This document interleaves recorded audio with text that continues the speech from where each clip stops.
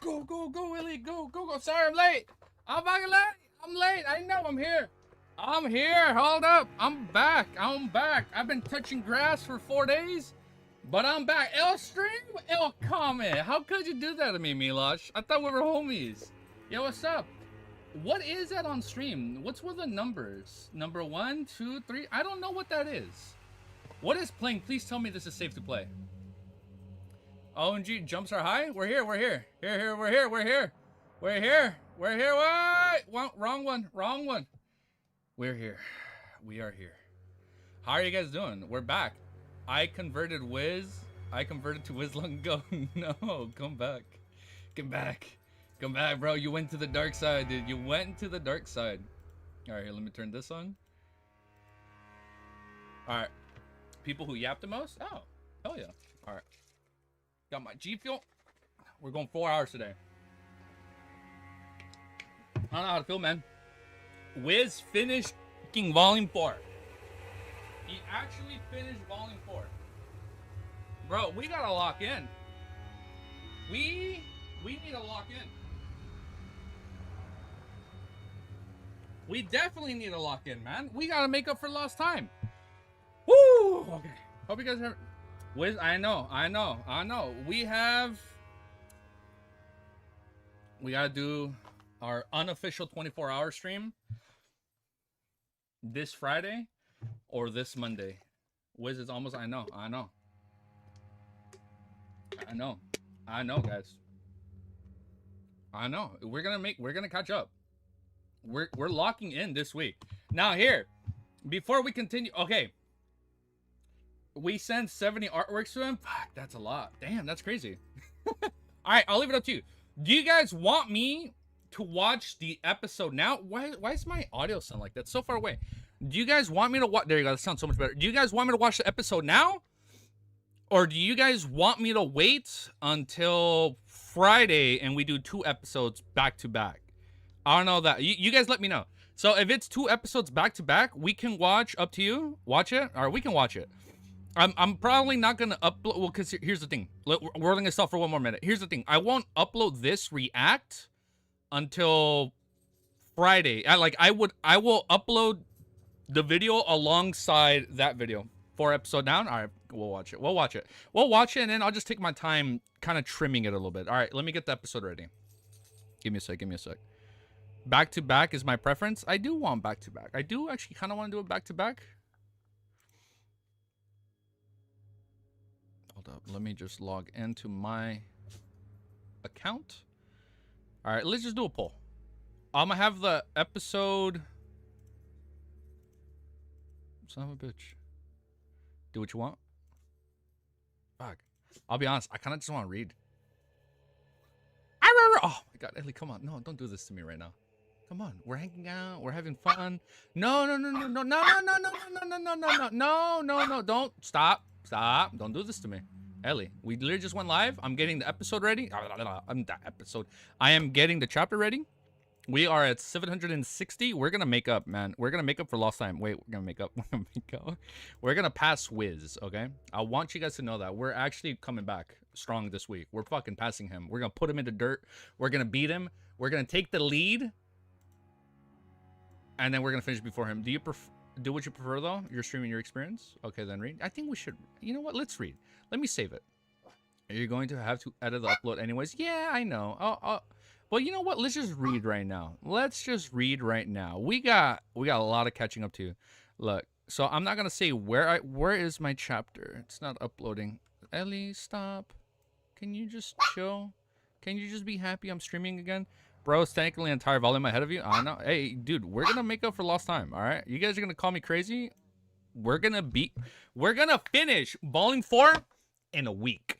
All right. You guys better, you're washed, Unk, give up. No. We're only here for, who do you mean for the nostalgia? It's never nostalgia. You know what is nostalgia? Say hi to Ellie. I'm gonna let her out and then we're gonna read for 4 hours, okay? Hey, I love you. All right, Ellie, you gotta say bye. I love you, okay? Here, say bye to my beautiful Ellie. And then we're gonna lock in and read.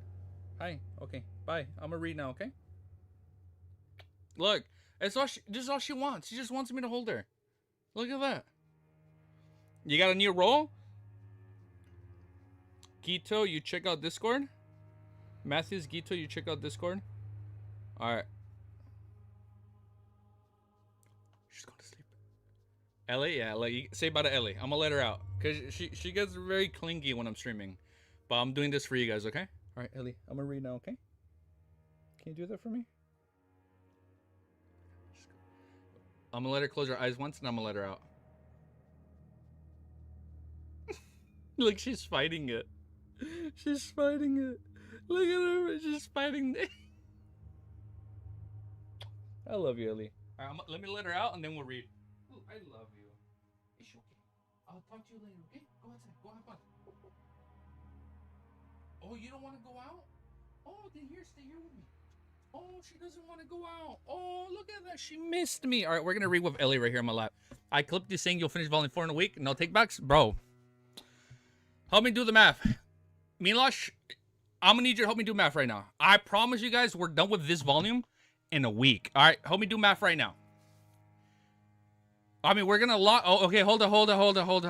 Backtrack a little bit. I will finish it by next week.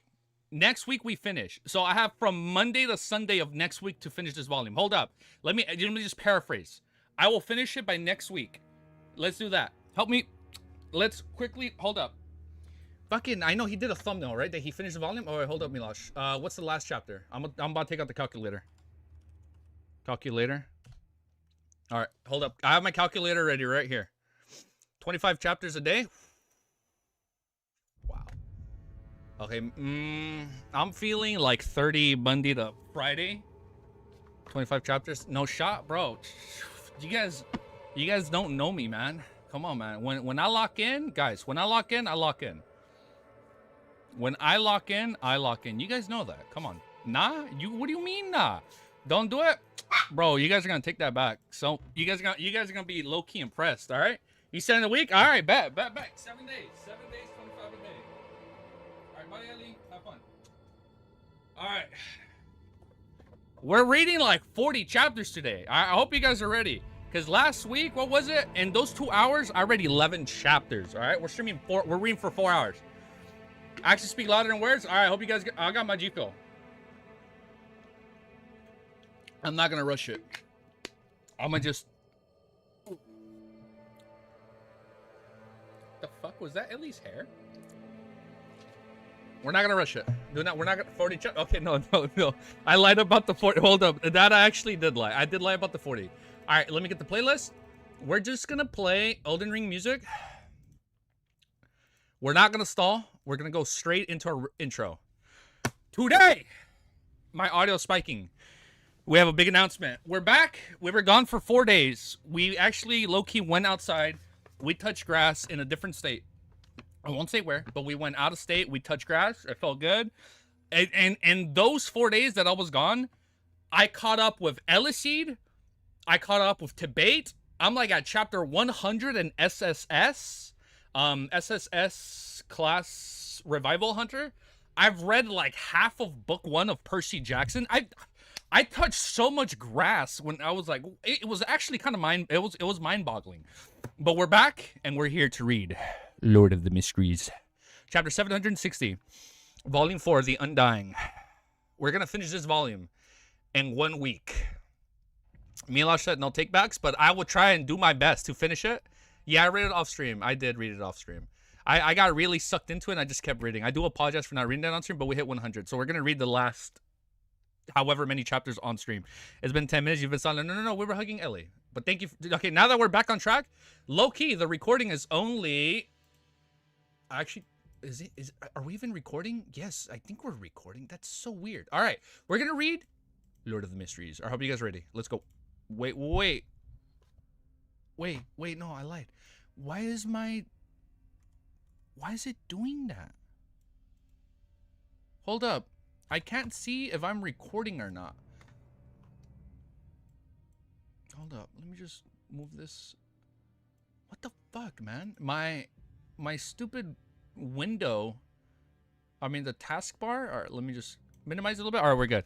Stalling potion. I know. No, we're back. Keeping you normal reading pace. All right, seriously, you will miss way too much. I know. Look, this fucking volume is called Undying.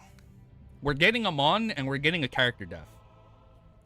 All right, I got my timestamps ready. I like something crazy is gonna happen in this volume. All right, timestamp. 1 minute, 24 seconds. Holy shit, man! I'm gone for 4 days, and I forget how to do all this on my computer. All right, we're back. Definitely Unk Energy. All right, chapter 760. What a small circle. Wait, I was like a minute behind. What a small circle. I thought she would contemptuously say that she doesn't like immature and incompatible men, hunting that she isn't impressed with ordinary people, when who knew she can't even be bothered to answer this question. This chapter is gonna be a little bit scuffed because it's like we're back after 4 or 5 days, so I gotta get in the groove of it. This chapter is gonna be a little scuffed, but then we'll get back on track. The sense of superiority will easily lead to a loss of control for subsequent advancements. Klein couldn't help but lampoon inwardly. I'm gonna lower the volume on my end. I actually need to lower the volume. Wow, I guess I wasn't lying about that. I was gonna be a little bit all over the place. Founder member, that's cool. Oh, cool. Founder member, that's a cool ass role. Really, that's a badass role. Behind in Wiz stream by like 4 minutes for the first 20 minutes. All right.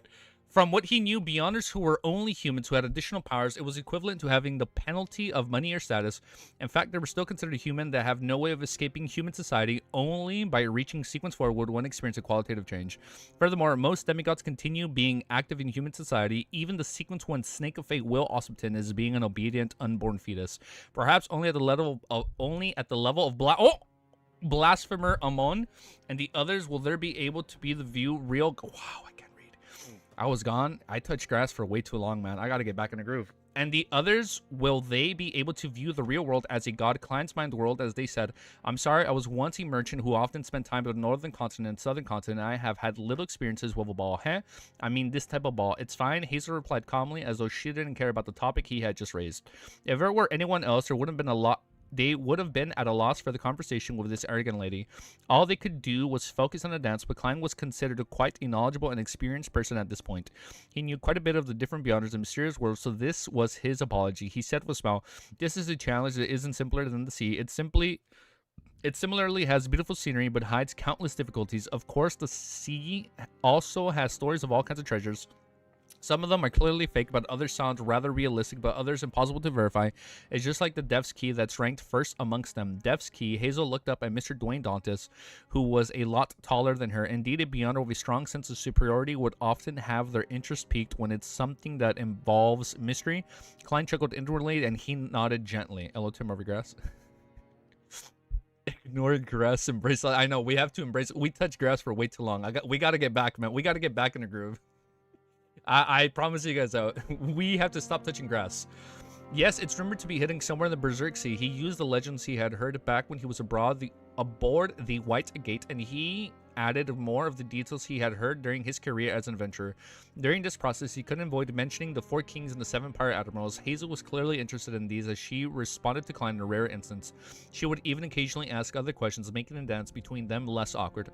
Without realizing it, their dance came to an end. Klein skillfully ended the topic and switched to asking, "Do you plan on returning to where you were, or do you plan on heading over to get some food?" After dance, the gentleman had to abide by the lady's wishes and send her to where she wished to go.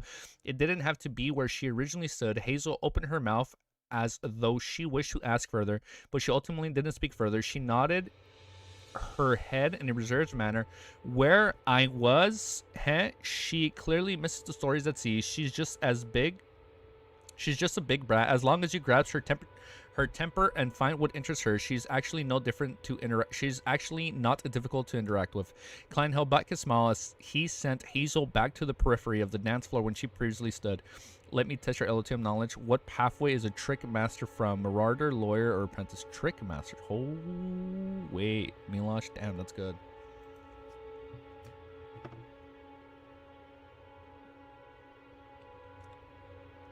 Trick master. Son of a bitch.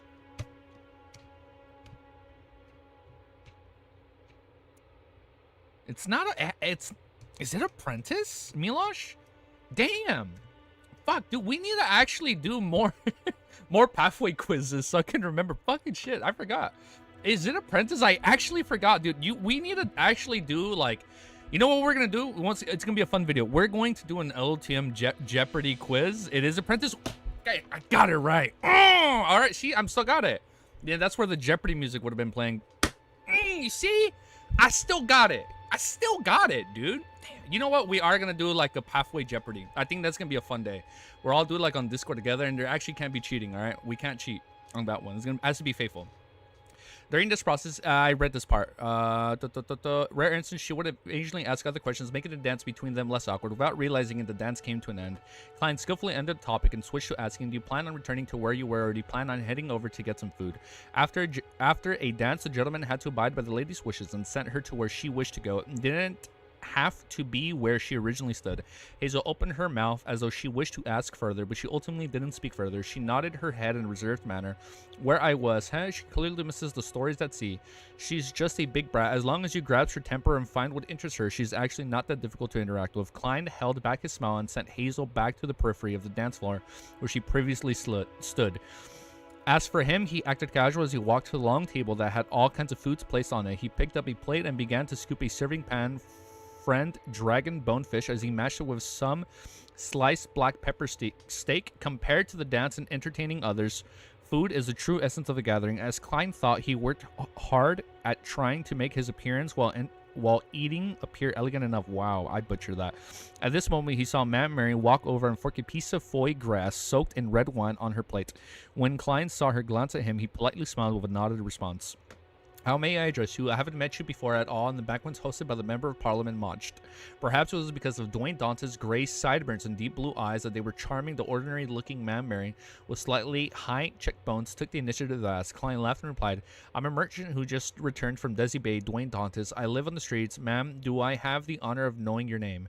Mary nodded in thought, and she roughly understood this man to be a merchant who was trying hard to enter the high society, just like she was previously. She said with a smile, Mary Scott Coin Company's executive director. She didn't mention that she was the biggest shareholder of the Koi Company or mention that she was a member of the National Atmospheric Pollution Council. This was a low-installed euphemism. Mary Schott.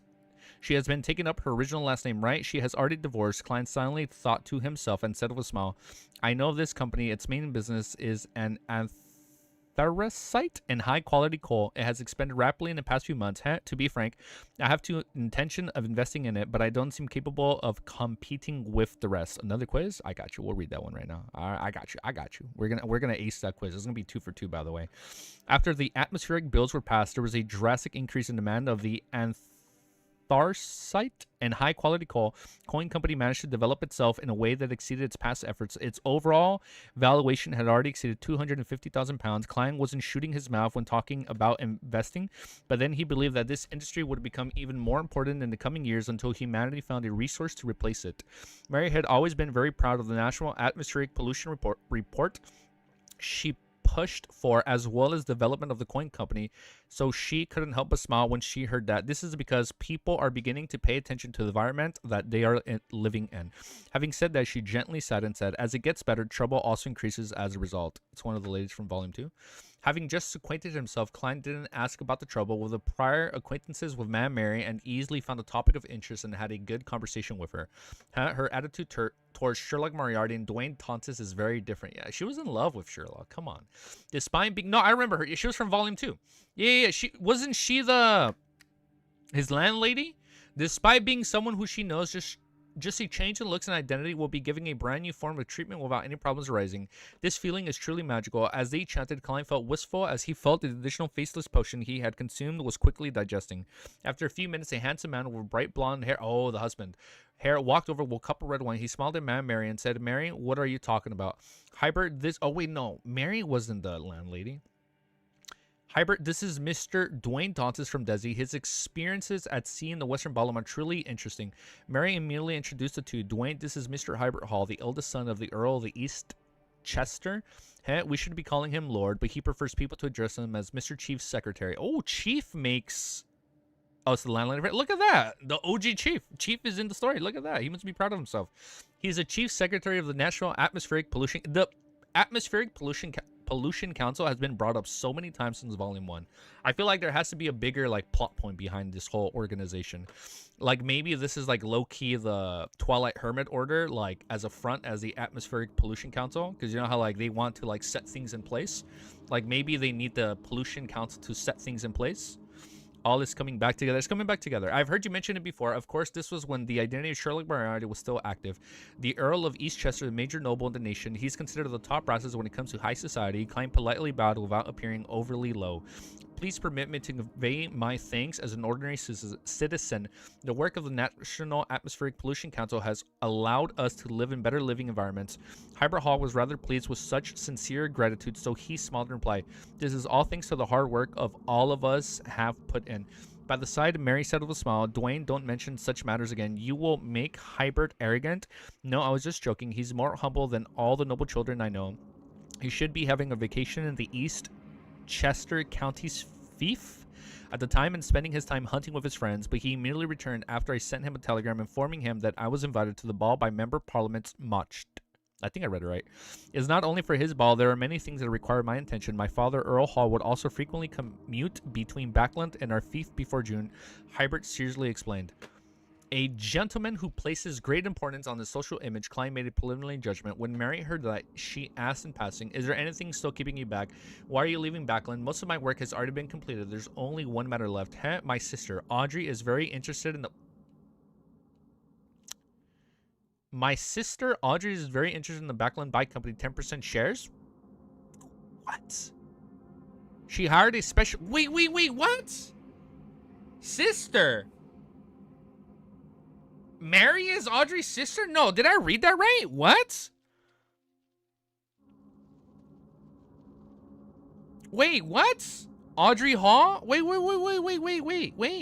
Whoa. Audrey, what?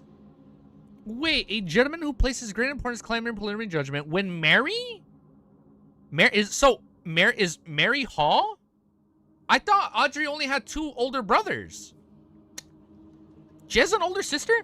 This is why you need to take your time so that you can understand. No, I picked up right away that, like, Audrey Hall, Mary. But what? I don't remember this.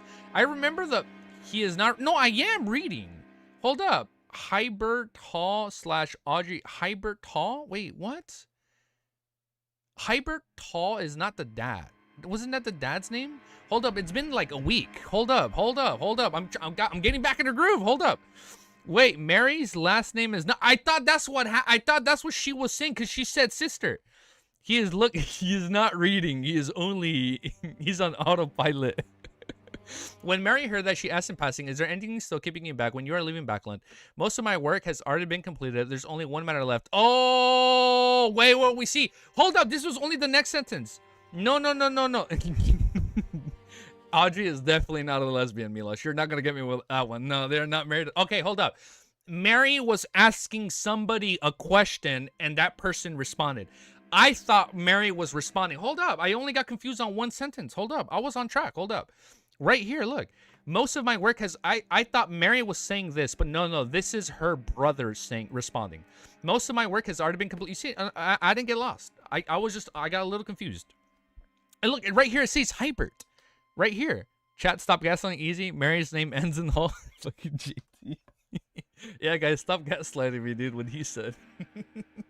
Most of my work has already been completed. There's only one matter left. My sister Audrey is very interested in Backland Bike Company, 10% shares. She hired a specialized team to help her in negotiations, and I'm responsible for overseeing the matter. Hybrid said without much thought. I actually forgot Hybrid's name. I forgot her brother's name was Hybrid. But now we're back. We're back on track. Backland Bike Company, 10% shares. What a coincidence. I have to say that the circle of high society is quite small after all.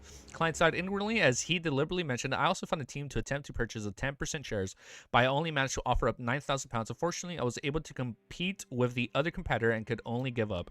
Hybrid glanced at him with a look of surprise. You have good taste. He didn't mention how much his side's bids was to prevent his competitor from participating again. £9,000, Mary suddenly muttered, realizing that she had underestimated Dwayne Dante's wealth. At this moment, the music for the third dance sounded. Hybrid Hall turned to Mary and said, "May I have the pleasure of dancing with you?" That's what I've been waiting for. Mary immediately extended her hand. This made Klein unable to exchange name cards with them. However, he wasn't in a rush because it was sometime before the ball ended. I love this, man. That like all of these characters are slowly starting to intertwine with each other, but like only Klein can like piece together who's who. But they don't know exactly who Klein, Dwayne, Sherlock, and like IE and so on are, man. It's so cool, dude. I can't wait for the day when like they actually figure out who he is, man. It's gonna be such a crazy hype moment. That was what I've been waiting for. Mary immediately extended her hand. This made Klein unable to exchange name cards with them. However, he wasn't in a rush because it was still some time before the ball ended. After getting another plate of food, he enjoyed it while looking at the dance floor, admiring the madams and ladies dancing. The web of the connections, it's really well made. I know, I love it, dude. During this process, he noticed a member of Parliament, Mosh, and Mamrian were mingling with different guests from time to time, having happy conversations with them and even dancing with them. According to Walter, after confirming the guest list, the host needed to seriously conclude every guest performance and background so as to tailor a different topic of conversation or jokes for them. This is to make everyone feel as though they are being treated uniquely. Socializing in high society sure is troublesome. This might be why Lona's gentlemen tend to have receding hairlines. Klein lampooned as he sat in reflection. He retracted his gaze and looked at his cleared plate. He seriously considered if he should invite another lady or ma'am to dance, or if he should eat a little more. At this moment, he caught Hazel Match's figure through the corner of his eyes. She was heading for the third story with her hurried footsteps. Ooh, name? What's the number after this name? Well, speaking of numbers, let me just pause and do my timestamp right away. Zero stalling. We're going straight into the next chapter, okay? Zero stalling. Zero stalling. We're going straight into the next chapter. Hold up. Let me just copy this. Ready? Gotta make sure I remember how to stream. Hello, Moon. Hello. What's up, guys? All right, next chapter.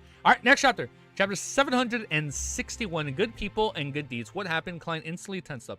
He had experienced too many accidents in the past, and he knew that he easily found himself in beyonder matters. Upon entering something similar, he couldn't help but subconsciously be on alert. It didn't resemble some form of post...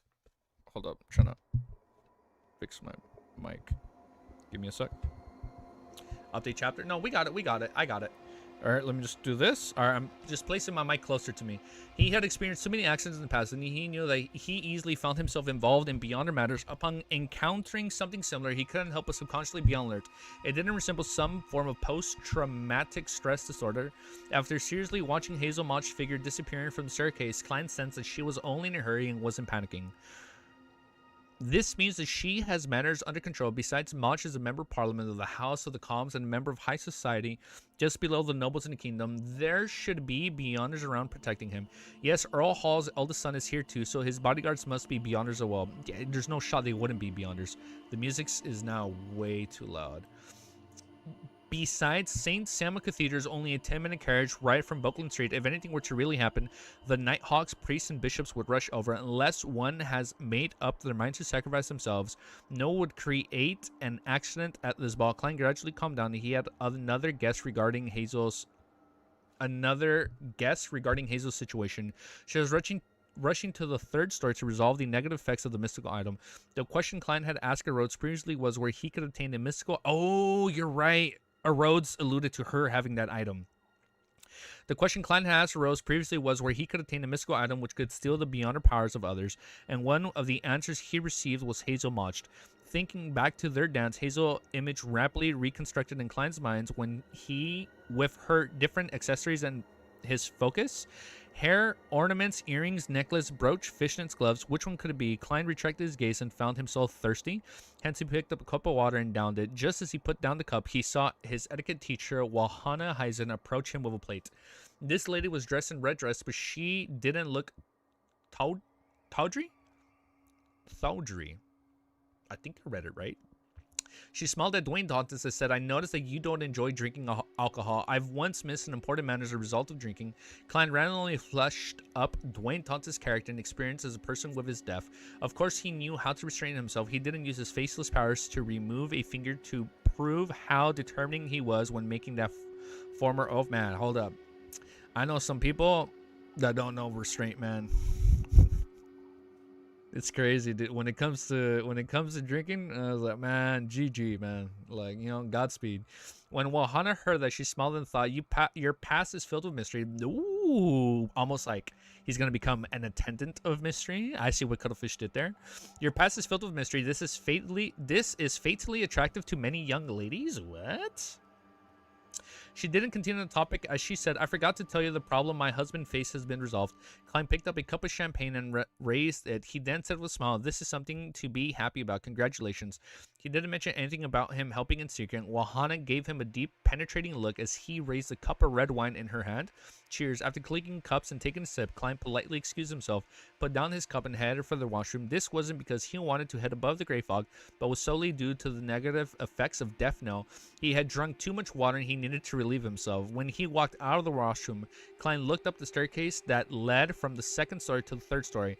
He found Hazel Mach walking down with unhurried footsteps. She wore an unperturbed expression.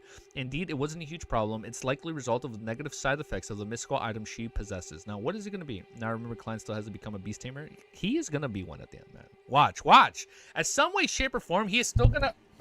Some way, shape, or form, he's going to possess some form of mystical item that allows him to be a beast tamer. All right? You guys are saying... I know you guys are joking. It's going to happen. During the interlude between the two songs, he walked over to the lady and invited her to a dance. With Dwayne Dantes appearing and bearing his invitation was undoubtedly accepted. With him dancing, eating, chanting, and eat again, the ball slowly came to an end as the guests bade farewell one after another. Having completed his mission and exchanging name cards, Klein did the same. However, he wasn't the first or the last person to leave. I feel like the music definitely does not fit. The music, holy shit, man. This music is so fucking ominous. Oh, wait, that's Nightmare. Wrong, wait, wrong playlist. Where the fuck is my Lord of Mysteries playlist? It's a little loud. You know what? We're in a ball. Let's just play the White Lady from Hollow Knight. This music, this is ballroom music, is. Play Baby Shark. Baby Shark, the dude. Guys, I can't even sing it, bro. You're gonna get me copyrighted. You're gonna make me get a copyright strike just by singing the Baby Shark song. Can do some classical. I know. I do apologize for not playing classical. I forgot the link. Next one, username. You give me one more stream, I apologize. With Dwayne Dantes appearing and bringing his invitation was undoubtedly accepted. With him dancing, eating, chanting, and eating again, the ball slowly came to an end as the guests bade farewell one after another. Having completed his mission of exchanging name cards, Klein did the same. However, he wasn't the first or the last person to leave. That's the goal. The hall soon turned silent as Mam Rihanna monitored the servants while they cleaned up the area. Meanwhile, she beckoned for her daughter, Hazel Mach. Mr. Dwayne Dantes' performance was better than I imagined. Many ladies had even asked me about him in private. Ooh, Mam Rihanna said in a veiled manner. Hazel, what's your impression of him when you were dancing and chanting with him? You're a lot more mature than girls your age. I believe in your taste and judgment. She knew her daughter very well, and she had deliberately added the last sentence. Otherwise, Hazel was unlikely to be interested in giving a detailed answer. Hazel wasn't the arrogant. When facing her mother, she said after some thought, he's not very familiar with the circle, and he easily mentions topics that can be offensive, but he's very knowledgeable. Very knowledgeable. Mam Rianne was slightly surprised as she repeated her daughter's words. With her understanding of Hazel, this was a rather good compliment. She couldn't help but be worried that her daughter had taken a liking... Whoa, what? I'm sorry, didn't she say that she was a little too young for him, like, last stream? Like Dwayne Dantes, Hazel thinks little of the eligible bachelors around her because they are too young, inexperienced, and incompatible. Dwayne Dantes happens to be the kind of man that girls who mature early like. Rianne suddenly felt a little regret inviting the gentleman to the ball. Oh, now she's mad that her daughter has eyes on him. She knew that with Hazel's personality, she might very well elope if she were to suffer any objection to her newfound love. Hazel seemed to sense her mother's thoughts and said without emotion, I only like men who are sufficiently powerful. Rianne silently heaved a sigh of relief as she was no longer worried about the problem from before. This was because Hazel was a girl who found lying beneath her. Late at night, Hazel got up from the bed. With her night vision, she changed into clothes that facilitated movement. She climbed down from her bedroom's balcony and carefully avoided her family's bodyguards. She went all the way to the garden and came to the middle of Buckland Street. Not every sewer manhole allowed a human passage to be vertical metal ladders. I read that wrong. Hazel adeptly moved to the manhole, covered away, and climbed down before closing the cover from underneath. Nearly 45 minutes after, she moved the manhole covered again and returned into the shadows of the street. At this moment, Hazel saw a shadow nimbly flip into the garden nearby, Unit 160. She read the corresponding address. She went to his address? It was none other than Dwayne Dantes. Is she trying to sneak in? What? For what? On the manor's third story, Klein was once again awoken from his sleep due to spiritual intuition. He had the urge to capture the infiltrator that disturbed his sleep and feed it to creeping hunger. Rite of Spring does fit for more intense moments, but Rite of Spring, I will remember that. This time he directly opened his iron cigar case and released his Wraith marionette. He actually released it. Signor in the dark red coat first walked in full body mirror before leaping over the Oriole window in his valet's room. He observed Richardson and saw the valet sit up as he looked at the door with fear and anxiety. The door slightly opened as a shadow flashed in. Under the crimson moonlight, the infiltrator exposed brownish yellow skin, a soft outline, and short, curly black hair.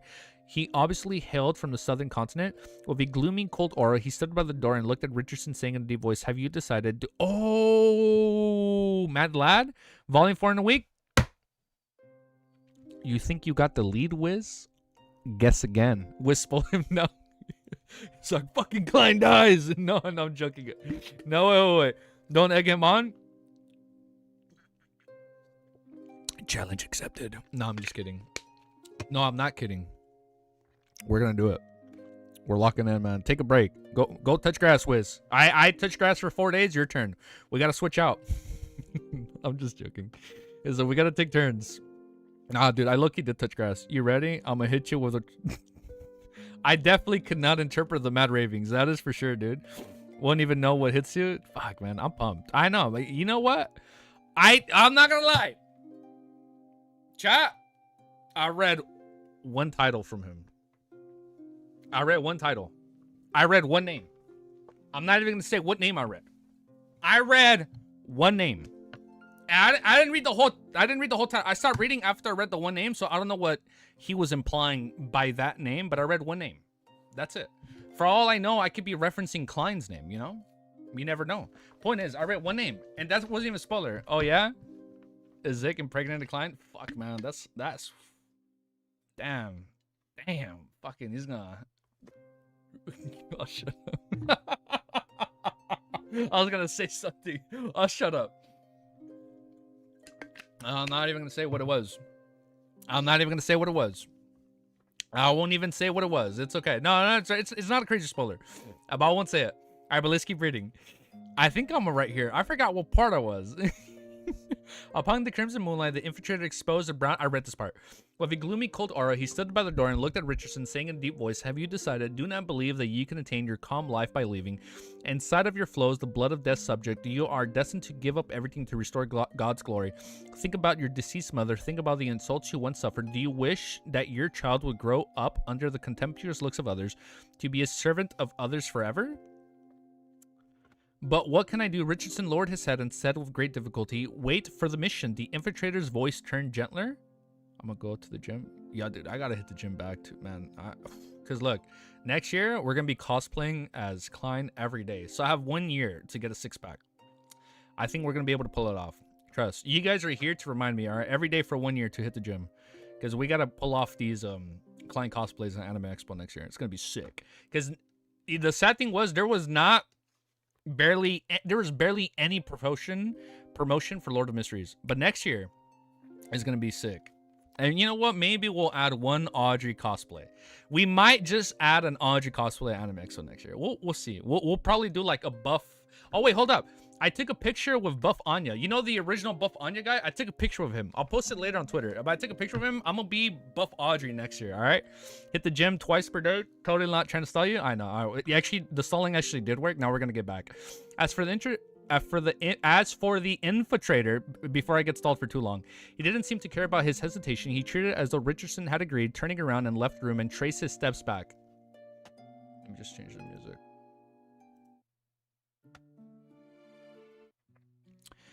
Death's subject, as for the infiltrator, he didn't seem to care about his hesitation. He treated as though Richardson had agreed, turned around, left the room, and traced his footsteps back. Death's subject, someone from the numinous Espocopate, or another organization that's trying to restore Balam. Having witnessed everything, Klein leaned back into bed and silently said, "What mission would they give Richardson? Steal my money to provide funds for the organization, or will they create a terrorist incident at one of the balls of the high society?" What? That'd be wild. At that moment, the infiltrator had climbed down from the balcony, passed through the garden, and flipped out the perimeter fence made of steel bars. Suddenly, he saw a figure pounce over from his left. He dodged and clenched his fist and threw a puncture thud. The punch hit the black figure, but it pierced straight through. It was as though he had struck a shadow and created a street lamp. Meanwhile, he suffered a heavy blow to the back of his head as he fainted onto the ground. Hazel's figure immediately surfaced behind the infiltrator as she wore an excited expression. It was as though she had completed a successful scam. She quickly reined in her emotions as she had maintained her arrogant demeanor. She turned to look at the black metal gates of 160 Buckland Street. This girl bent her back and held the infiltrator by the arm as she dragged him to Dwayne Dante's doorsteps.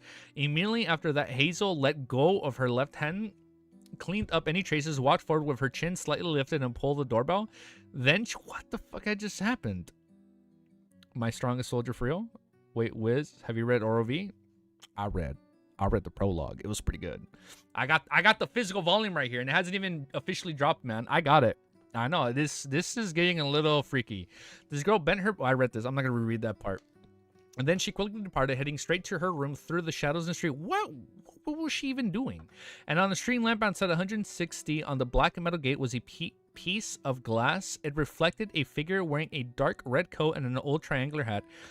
It had seen the entire process. How should I deal with this? Inside the room, Klein was stumped. He knew that Hazel was doing a good anonymous deed for her neighbor to finish off and infiltrate, but why is she helping him? And why is she so strong, dude? But this way, wait, I'm dumb. But this way, if his butler were to make a police report, the matter would be investigated in detail, causing the matter to be... But why is she trying to help Dwayne? To be transferred to the Nighthawks, like, does she just like him now? When the time came, whoever struck the infiltrator unconscious would become an important question. If Klein was really an ordinary person, it wouldn't have mattered. He could allow the Nighthawks to carry out their investigation. However, not only was he a powerful Sequence 5 Beyonder, but he was also scheming to steal an item from behind China's gate. He didn't wish for an external setback to spoil his plans, or else he would have to change identities once again. To be frank, his early solution was to find a way to terminate Richardson's services. However, we had heard changed his mind a little. If I were to terminate Richardson's services, it would be equivalent to pushing him into the abyss. There's been a lot of abyss this volume, I'll tell you that much. There's been a lot of abyss for 4 volumes. Push him in. I better get an abyss volume. I better get something with the abyss. There's no shot we talk about the abyss so much and we don't get anything. Wait, here, I got you. We're gonna read all that right now. Wait, hold on. There's 2 more sentences. If I were to terminate Richardson's services, it would be equivalent to pushing him into the abyss. Despite his desire for a quiet life, it will force him to mix with those people. Unfortunately, Dwayne Dantes had a mission. Otherwise, helping him in passing wouldn't be difficult. Klein sighed as he thought. 10 seconds later, the unconscious infiltrator suddenly stood up, cracked his neck, and hid in the nearby shadows. At this moment, Butler Walter had walked out of the house's main door as he heard the doorbell. Next chapter. All right, let me copy and paste this, and then I'm going to read you guys' message. I think Milosh explained it right there. All right, let me read it. Let me read what he said, and then we'll keep reading. 30 minutes. I'll be honest, our reading pace is a little slow today, but we are getting back into the groove of this. So this is for the greater week. Popcorn. She was watching the infiltrator that talked with the butler because she is a Beyonder. And like Leonard, she thinks she is the main character. Oh, is that why he was talking about her being the main character? So she does dumb stuff. Worldwide easy, read a few chapters, but got busy with old Tim, so stopped for now. Wait, what? Have you been reading? Have you read SSS? No, I'm sorry. Yeah, I only read a few chapters. I do apologize. Maybe the real abyss was the friends. No, Milash. It is not gonna be. Yes, I explained this, not DSV. No, it's good. No. The real abyss is not the friends we made along the way. We will get an abyss volume, all right? I will riot. I won't riot. I can't riot. He said it again. All right, let's keep reading. Update this? No, I won't riot. But we will get a volume. If not, in book 1, it'll be in book 2 in COI. Chapter 762, Nascent Reestablishment Society. At the gates, Walter used the light from the street lamps and discovered that no one was outside through the gaps. The street was silent. For an instant, Walter suspected if he had heard wrong and the doorbell hadn't rung. He composed himself and he quickly walked to the servant quarters. The back of the compound, he woke up a few servants and got them to carry double-barreled hunting rifles to begin patrolling the main building so as to prevent any bandits or burglars from infiltrating. Walter didn't immediately get the police because nothing had happened yet. The doorbell from earlier might have been a prank from a tramp. Meanwhile, under the nearby sewers, the infiltrator was holding on to the metal handles as he slowly headed down into the unlit area. He soon came to a halt, leaned back on the most covered wall, and slowly slid down to sit down on the dirty ground. His eyes closed again as though he was still in an unconscious state. In front of him, a middle-aged man wearing a dark red coat and old triangular hat instantly appeared. It was none other than Klein's marionette, Rafe Sinor. Sinor bent down, rummaged through the infiltrator's pockets, and found 7 solely, 11 pence, as well as tiny cloth bags containing different kinds of powders. Inside the room, Klein remotely controlled his marionette from dozens of meters away. As he identified the power, he discovered that his theories were correct. They were all herbal powers in the deaf domain, and a portion of them could be used for spirit channeling. It was very likely to be a beyonder from the corpse collector pathway that hailed from Balam. From the southern continent, Balam. From the southern area, Balam? Right? Because that's where all the deaf believers are in the southern continent. Even if he hadn't reached sequence 7 spirit medium, it was very normal for him to prepare the corresponding herbal powers, essential oils, and extracts. After all, these materials weren't only used for spirit channeling. Immediately, Klein controlled Senor to set up a ritual to pray to the full. Then he went above the gray fog to respond, allowing Senor to complete what followed. After doing all of this, he returned to the real world and continued controlling Senor, allowing him to channel the spirit. Passing through a storm of glimmers, Klein saw the infiltrator spirit. He appeared listless, blurry, and translucent. What's your name? What faction do you belong to? Senor asked with a deep voice. The infiltrator answered blankly, Godopos? What? What organization is this? Godopos. Text to speech. Hold up. The infiltrator answered blankly, Godopos. You know what? We'll just say Gojo. We'll just say Gojo. Gojo, I belong to the Black Skeleton Gang. Black Skeleton Gang, I believe it's a gang that's active around the border of the East Borough and the dock area close to the Backland Bridge area. It's mainly found with people of the Balam heritage, although they aren't as barbaric and boorish as the Zamagir gang. They aren't Zamagir from Volume 2. Zamagir gang, they aren't stranger to the violence. As Klein recalled the intelligence he had previously gathered, he made Senor continue asking, what do you mainly do? Why are you looking for Richardson? Gojo answered in a muddled state, we are fighting for God. We were originally members of the Balam Nation Re-Establishment Society. So this is going to be like the dev volume. Oh, no wonder it's called The Undying. Oh, yep. I think death is going to be a bigger focus than the true creator of this volume. That's probably what's going to happen. We established the Black Skeleton Gang to grasp various intel and obtain funds. Apart from that, we also had another mission. It is to seek out items related to death and send it back to the southern continent. This time, we obtained and verified information that the Earl Wolf collected is a mask taken out from the Eggers family mausoleum.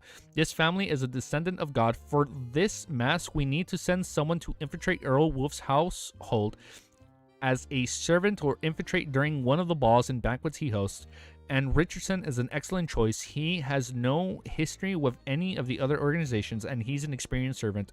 The servants of nobles are often inherited. It's obviously not easy to infiltrate. Only short-term employments will be made if there's a sudden need for plenty of manpower. You know what? I think we're going to say it right here. 24-hour stream. Monday. Maybe Sunday. I'm going to double check with the missus. Sorry, I'm thinking this right here, right now. I'm planning in my head. We're going to do a 24-hour stream either Sunday or Monday. Well, hold up. Official 24-hour stream for as long as we can. Cap?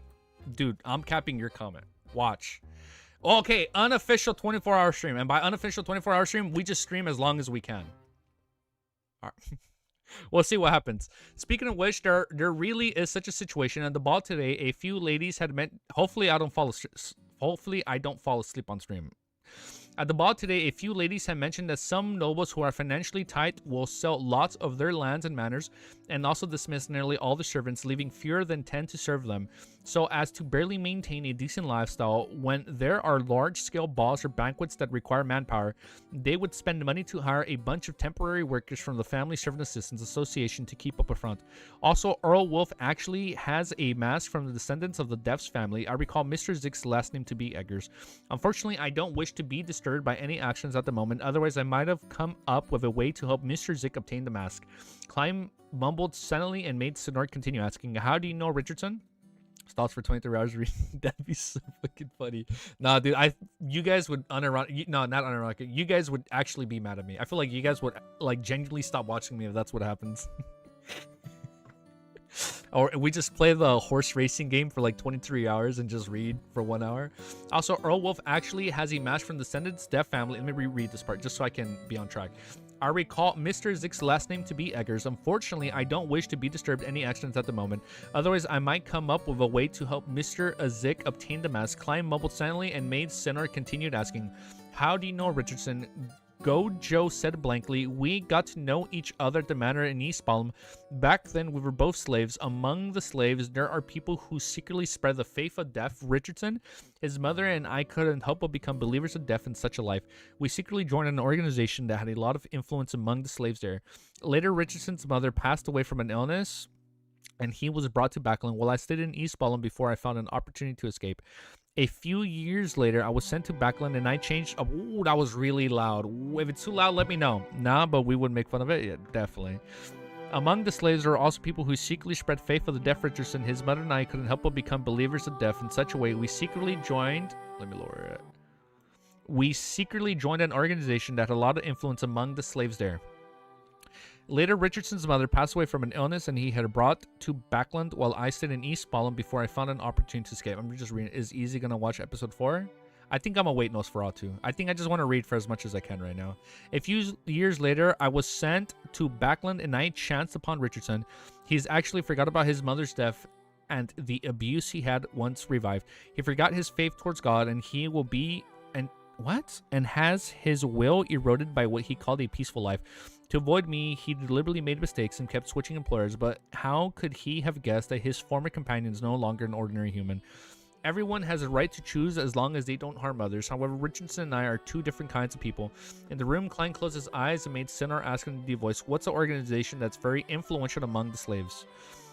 Gojo hesitated for a moment and said, the Eternal Life Society? I feel like that's fitting, right? Like, they're like, oh, we believe in the Eternal Life Society. Those who believe in death will obtain eternal life in the underworld. Yeah. So all the death believers, right? The Eternal Life Society, like life continues. Those who believe in death will obtain eternal life in the underworld. Once they leave the real world that's filled with pain and sorrow. According to my calculations, 4 should appear in episode 6. Oh, that's gonna be hype. I'm so pumped for that, dude. I'm excited to finally see her like animated, dude. It's gonna be so cool. Eternal Life Society. I'm aware of this. It's a branch of Numinous Episcopate. As a former Nighthawk, Klein knew quite a lot about such matters. He continued controlling Center to interrogate Gojo, and he obtained plenty of information regarding Eternal Life Society, East Balam Nation Reestablishment Society, and the Black Skull Gang, while confirming that Gojo and his gang had their hands covered in blood of the innocent. After finishing the spirit channeling and clearing up any traces, he waited 30 minutes before letting the Wraith enter Gojo's body, controlling him to climb out of the sewers and return back into the shadows of the street. At this point, the servants on 160 Boakland Street who were wielding double... I forgot they were holding guns. Isn't Derek before Fours? No, I feel like... No. Derek is after. Who's the best girl for you? Say Fours. You know what? Fours? She's high up there, Milosh. I think it's Sharon and then Fours. Don't get mad, but she's like top 2. Don't get mad, Milosh. Take it or leave it. I really like Sharon. Sharon's growing on me a lot, and I feel like Fours is like top 3. Just... like she's top 3. Nice. I feel like Force is top 3, but I think Sharon is still my favorite. Sharon, yeah. I as of right now, Sharon is my number 1 waifu, and Force is like in the top 3. I don't know if she falls in 2 or 3. I gotta think about it. But yeah, I feel like she's definitely top 3. But yes, I think right now I am on Sharon over Force, based. But I love both. I love both equally. Hopefully none die. Knock on wood. I pray to the full. They both live happily ever after at the end of the series. But I'm gonna leave it right there. Force can be turned into a characteristic? No, definitely not. That is so mean. Don't say that, Beck. After finishing the spirit channeling and cleaning up any traces, he waited 30 minutes before letting the Wraith enter Gojo's body, controlling it. I read this part. They had the double barrel guns, right? Klein pretended as though he didn't notice anything as he continued sleeping in his master's bedroom. However, he had already set up a ritual to summon and respond to himself. With a Zig's copper whistle, the iron cigar case, and creeping hunger, he silently left his residence in the form of spirit. He followed behind Gojo and constantly maintained a distance of 18 meters. It's 240 feet?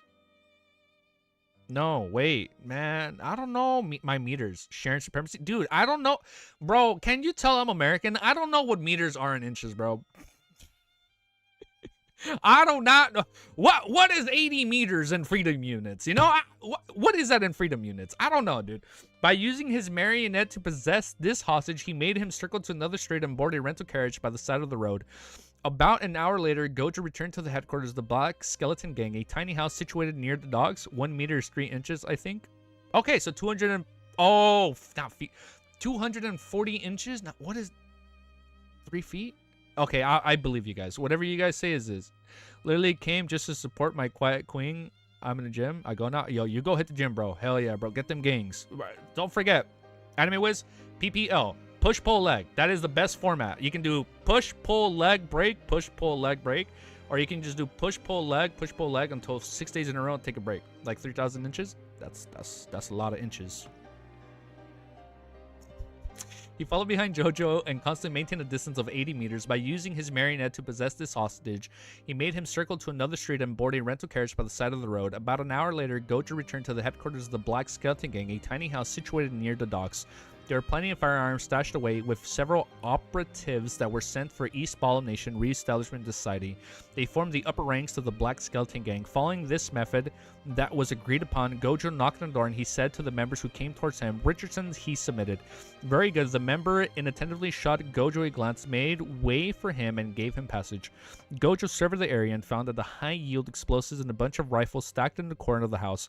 A few of the top brass of the Black Skeleton Gang were gathered together discussing something. Wait, I need to clip it perfectly so easy. So no comment. Gojo wants want a smoke. The member from before handled, guys, quickly private the stream. The member from before handed him a cigarette. This was a cigarette fashioned to the preference of the southern continent. They were made from the dried tobacco leaves mixed with tiny amounts of herbs. Gojo received the cigarette and casually picked up the box, matchsticks from the table, took out a few sticks, and lit them. Then he threw the few burning matchsticks to the corner where the easily flammable explosives were. Everyone present looked at Gojo with a dumbfounded look, momentarily lost as to what had happened. Rumble? Did he just make it blow up? On a public bench dozens of meters away, Klein sat there as the flames blazed behind him. What the fuck? A hog. He's like, why were you throwing out the explosives? What? A hot gust of air swarming out of the house. A few seconds later, Sonora in his dark red coat appeared beside him with some signs of being burned. The Wraith held his hand to his chest and bowed before returning inside the gold coin inside the iron cigar case. Unfortunately, I won't be able to pick up the bionic character. What the that is so sick, dude. Having a marionette is so badass. Unfortunately, I won't be able to pick up the bionic characteristics, otherwise it wouldn't appear like an accident. I'll definitely that's wild. I'll definitely be suspicious if the upper echelons of the Black Skeleton Gang don't have any beyonders. Klein silently sighed as he cleared any traces before ending the summoning and returning above. That is so busted. You fool. You fool. No pun intended, dude. He literally did kill them all, dude. Summoning and returning above the Grey Fog. The next morning, he got up and washed up as though nothing had happened. He then waited for his valet to bring in and change of clothes. Richardson entered in silence as he finished his work skillfully. Following that, he took a step back and bowed his head. "Sir, after serving you this week, I wish to resign." I choked on my saliva. He typically received a weekly salary from a housekeeper paying job. Why? Klein looked at himself in the mirror as he adjusted his vest. Meanwhile, he leisurely thought, not bad at all. You know how to resign by your own violation and not bring trouble to your employers. Richardson had already thought of an excuse. I believe I'm lacking the ability to be a valet. No.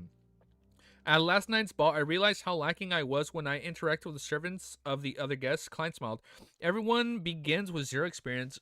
Few grew with the experience. Consider it again and give me your final answer tomorrow. Yes, sir. Richardson didn't speak further as he took the initiative to leave the room. He went to the first floor to help his employer pick up the morning papers. During this process, he would always first flip through it and place the most interesting articles at the top. While flipping through, his gaze froze as he focused on an article. An explosion happened at 79 Durham Street in the Backland Bridge area. It's suspected to be related to Black Skeleton Gang. According to the police, all the upper echelons of the Black Skeleton Gang died, and literally he killed them all. No comment? That's a little too much right there, Milosh. No, definitely not. We definitely don't need that. According to the police, all the upper echelons of the Black Skeleton Gang died in an accident, including Lima, Moria, and Gojo. This Richardson shook his head, suspected that he was dreaming. So now Richardson can say, what? Are we getting Mr. X? Oh, if it's T, we can look at T. Yeah, I need some T. I do. Wait. We're actually getting Mr. X. This dude has been mentioned since Volume 1. In Volume 1 for the Aurora Order, they mentioned that the Saints... No, not the 5 Saints. My bad. No, wait, it's the 5 Cardinals and all the Saints. It ranked from Mr. A to Mr. X. Mr. X was the last one. Oh, so that means Mr. X is going to be stronger and more sinister and crazier and twisted than Mr. A. So Mr. A would have been the first one in the ranking, and Mr. X is the last one in the ranking. Oh, that is so hype. All right, let's keep reading, man. Let's fucking keep reading. Oh, that is so hype. Oh, that's so fucking hype. All right, timestamp. 46 minutes. 52 seconds. Copy paste. All right, this is gonna be a good. This is gonna be a fucking good chapter. Holy shit, we're getting him now. There isn't a Mr. X. I thought it was. I'm pretty sure I have it in my notes. Really, Mr. Z? I'm about to pull up my notes. As I catch my breath. Mute the mic.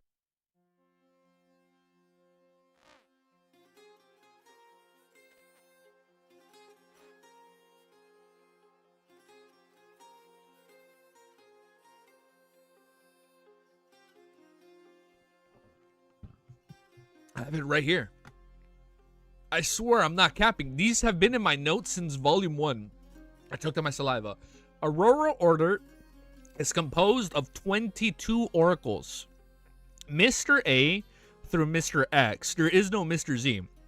Yeah, X. Hold up. There was never 24 oracles. It's always been stated that there's 22. It's not one for every alphabet. It ends at X. There's no Y. And I find it very coincidental that there's no Y or Z. Maybe Y and Z are like the big bad guys. Kind of how like in Xenoblade 3 you get the whole XYZ thing going on. If you know, you know. But it ends at Mr. X. It's 22 oracles, Mr. A through Mr. X, and then there's the 5 saints. Now it goes A to G. No. Those have been in my notes since Volume 1. So I know I'm not lying. Those have been in my notes. That's been mentioned since Volume 1. Look at that. Look at that. I looked at my notes that I made from Volume 1, and that actually helped. Mr. X, 160 Buckland Street, inside the dining hall on the second... Wow, look, I'm crying, man. I choked on my saliva. That was really bad. 160 Buckland Street, inside the dining hall on the second floor. Klein had just bitten into the buttered toast his servant had served him when he saw his butler walk in. Sent you the receipt for the throat goat tea in the DMs? Bet. I'll look at it right now. If it's actual tea, we'll buy some. Laugh out. I was gaslighting. Oh. I didn't fall for that one. Klein had just been into the butter toast his servant had served him when he saw his butler walk in. Walter bowed and said, "Sir, a person of unknown origins pulled our doorbell last night. As it was already very late, I didn't wake you up, and instead got the servants to patrol the area with the double-barreled hunting rifles. If you permit it, I'll visit a nearby police station to get them to reinforce the patrols on the streets at night. To employ such a butler, there aren't any flaws aside from him being expensive." Klein nodded slightly and drank the fresh milk that he had been delivered to him. Very good. 39 Buckland Street, member of the Parliament, Motch House. Hazel entered the activity room on the second floor and saw her mother, Rianne, chatting with the housekeeper. What happened? She pushed a lock of the black-green hair to the back of her ear. Oh, she has black-green hair? Rianne chuckled and said, "Someone rang Dante's doorbell last night. A prank." Hazel sat down.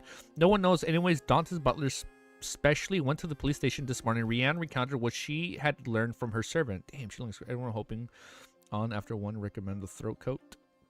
We'll look at the tea. Hopefully it's good tea. Hazel nodded slightly and said, "It's best to have the police involved, but it's useless. No one knows who pulled the doorbell. Apparently there wasn't anyone there." Rianne left while shaking her head. Hazel was taken aback as she blurted out, "There wasn't anyone there." That's right. Dante's butler only seemed to ask the police to double their efforts on the night's patrol on the street. That's good news. As the wife of the member, she's like, "How? What? But I knocked him out right there. Where is he?" As the wife of the member of parliament of the House of the Commons and the daughter of the famous lawyer, Rianne had very good relationships with the police. Not a single person. Hazel repeatedly, softly before falling into silence. After a while, she left the activity room and returned to the third story. Along the way, she couldn't help but clench her fist and swing it as though she was testing something. In between her brows was a clear look of puzzlement. She was like, "What happened to the body?" Inside his bedroom, Klein looked at the large pile of the golden coins in front of him, and he saw the shining color of gold. There was a total of 4,000 pounds of gold coins. After a week of gathering funds, Admiral Starr's cat Leah had finally completed the transaction for the scales of luck. Apart from the gold coins, she had also paid another 6,500 pounds in cash. To be honest, having a pile of gold coins is way more visually shocking than a pile of cash at the same size. As Klein sighed, he took out the 13 Lowen coins and he received from Senar from his pocket and threw it into the pile. After doing all this, he took out the adventurous harmonica and blew it off for Renette. Suddenly, Renette Tinker appeared in front of him with his 4 blonde red eyes head in her hands. Head. "Ma'am, this is the first installment, total of 4,013 pounds. Klein retracted his gaze from the pile of gold coins and looked at Miss Messenger. He was actually quite curious as to how Miss Messenger would move such a... I feel like she'd eat it. Or I feel like she'd grow big because she was originally big in the spirit world. Eat it, and then it's gone. Miss Messenger would move such a huge pile of coins. He remembered that she always used her teeth when collecting letters. Very good. You still have 5,987. Damn, she's good at math. Ed said one after another. "There's no need to remind me." Klein forced a smile and said, "I'll try to gather the rest as soon as possible." Renette didn't speak further as one of her heads tried hard to open its mouth. Suddenly, the area before her turned dark and deep. All the gold coins were sucked in by the vortex like surging waters. Oh, that's cool. In a few short seconds, a large pile of gold coins vanished. Renette's 4 heads nodded at the same time before returning to the spirit world. "I still have 8,158 pounds and 5 Lowen gold coins. I can barely be considered a tycoon. I could actually afford any investment opportunities if they appear, and it won't just be me raising the price and mentioning it in passing. This way, I won't be suspected to be a cheat for the time being. Be a little optimistic. Perhaps the investment opportunity might allow me to earn back the money I spent. It's always fast to make money work for you." Klein silently exhaled as he cast his gaze out the window, forcing him to enjoy the thinly fogged streets. At night, I skipped down too much. Whoa, I lost my place. At night time in the Eastboro, the surrounding area was pitch black due to the few street lamps available, along with many of them being damaged. It was as though there were countless monsters and criminals lurking within. Damn, chat is so dead. I feel we're a little bit locked in. It's okay. It happens. You're right. It's like we give some, we take some. Like we have our active days. He lost us. No. We didn't lose our place. We have our days where we're quiet and we have our days where we're active. I mean, also I've been a little inactive, so I guess it makes sense. At nighttime in Eastboro, the surrounding areas was pitch black due to the few street lamps available, along with many of them being damaged. It was as though there were countless monsters and criminals lurking within. Shio Derecho was a hooded cloak turning into a small alley and came outside to what seemed like a dilapidated house. This was a new gathering in Eastboro she was previously mentioning to Force. Shio wasn't in a rush to knock on the door with the agreed upon signal. She first looked down to check her attire. Unlike how she usually dresses, she wore a pair of long boots. They didn't look odd, but Shio knew very well that the soles were very thick. She had stuffed plenty of things inside, allowing a person to magically appear taller, and this effectively hid Shio's greatest characteristic, feeling assured by the presence of her triangular blade. Shio pulled her hood up and knocked on the door with her signal. Soon she was led into the activity room and sighed as she randomly found a spot to sit down. After the participants had mostly arrived, the house of the gathering finally walked in. He was a medium build with a height of 1.75 meters. He wore a black classical robe, a pointed mage hat with a brass mask on his face. He gave off an ancient mysterious... Oh, the mask! Is it the one that's been giving her stuff? Our chatting power dried out. Yeah, no, we're a little dried out. It happens. It happens. We got to recharge. Rather dark skinned, but it's not exactly brown. He resembled someone from the Fainted Potter or Desi Bay, but I can't be sure. It might be a tan. He has raven black curly hair. This does match my first guess. She sized him up as a sheriff. The man in the brass mask looked around the room before laughing deeply. You can call me Mr. X. Oh, shit, dude. Oh, the Aurora Order is back, dude. Oh, this is scary. Nah, it's not going to be a death volume. It's definitely going to be an Aurora Order volume. Therefore, she knew very well that the oracles of the Aurora Order used alphabets as their code names, and they enjoyed dressing themselves as Mr. or Ma'am. And from her point of view, to address themselves in front of others in such a manner was obvious exposure of their identity and background. After all, the members who participated in these gatherings were mostly beyonders who were lacking in knowledge. Isn't he afraid that others would report him? It's no one. I mean, they're all crazy. Mr. X, here we go, man. I feel like I'm playing Resident Evil 2 over here, right? Mr. X. And from her point of view, to address themselves in front of others in such a manner was obvious exposure of their identity and background. After all, the members who participated in these knowledge were mostly beyond who were lacking in knowledge. Isn't he afraid that others will report him? It's no wonder the gentleman from MI9 said that the Aurora Order is filled with lunatics, that there's no way to understand their actions with the logic and the average person. Ever since Mr. A vanished, there have been a few gatherings in Backland, and the impersonators are gathering that were hosted by his associates for their own benefit. The hosts were quickly reported and ended up being arrested. It's not necessarily the case that Mr. X is from your order.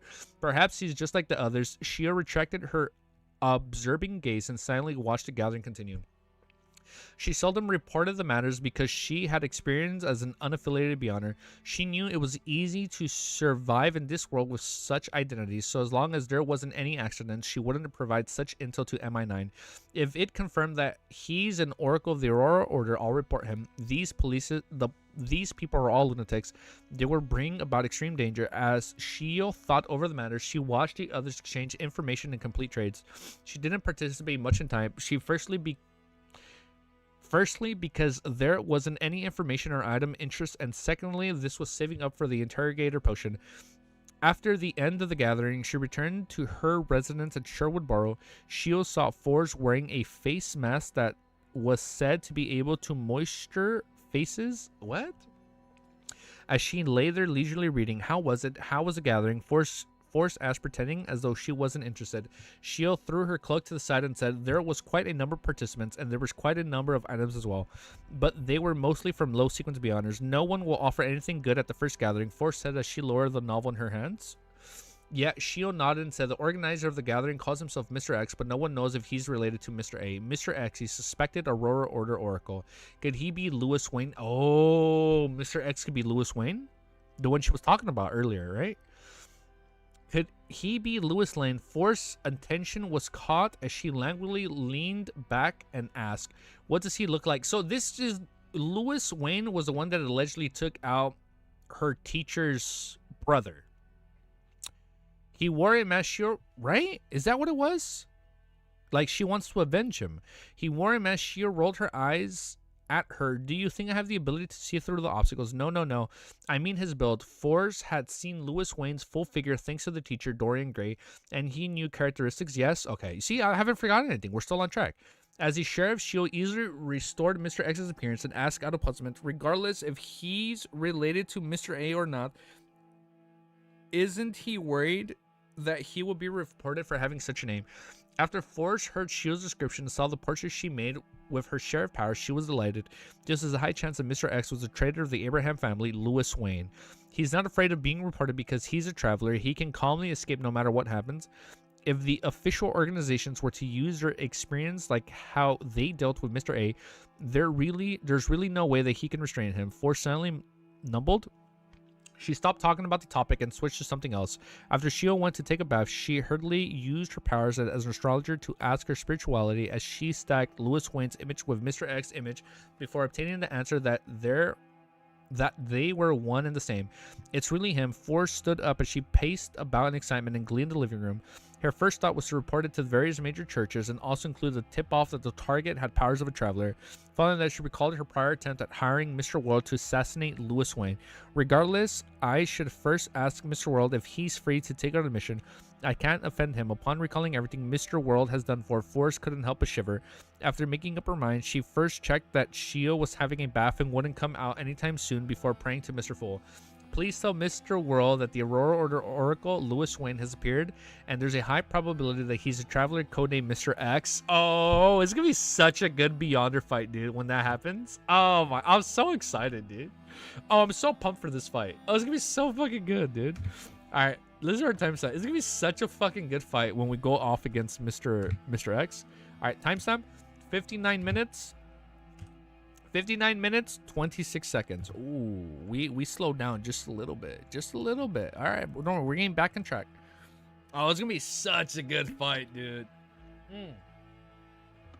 You know what's crazy? You guys can't see it. I have clothes all over my room right now. It's such a mess. I always wondered, like, why is it that streamer rooms are so messy? I'm not saying my room is messy. It's a little cluttered. I'm realizing it because I'm spending my free time streaming. I'm not spending my free time cleaning, you know? And I'm like, oh shit. It's like, I get it, dude. Like, I got fucking piles of clothes here, there. I have all my shit that I unpacked for my trip there. I have more shit over there. I still have my anime expo stuff. Oh my goodness. I get it. I get it, dude. Oh my goodness. I need like a day off, like once a week, where I'm just kind of like cleaning. But I don't know about that. I don't think so. Maybe every other week. We'll see. All right, let me just kind of roll up my sleeves and let's keep reading. All right, let's keep reading. Channel dashboard. One sec. Just open this a little bit. All right. We should definitely have a cleaning stream. I feel like that'd be fun. Make sure I have my timestamp. Yes, I have my timestamp right here. Beautiful. Check the time, check my battery. Oh, we got plenty of time. We're so good on time. All right, chapter 764. I accidentally put 66. We're at 64. It's called First Investigation. Klein was returning from St. Samuel Cathedral to Bulkland Street on a four-wheeled carriage when he heard the stacked illusionary pleas. A female, it's nothing urgent. All he... Hold up. I'm sorry if you guys can hear my mic a lot. I'm trying to kind of like fix this a little bit. Just give me a sec. All right, perfect. As long as I don't move it, I think I'm trying to like back up from my screen just a little bit so it doesn't strain my eyes too much. But I'm trying to organize this. Perfect. Klein was returning from St. Samuel Cathedral to Bulkland Street on a four-wheeled carriage when he heard the stacked illusionary pleas. A female, it's nothing urgent. All he did was make a rough judgment and didn't immediately head above the gray fog to respond.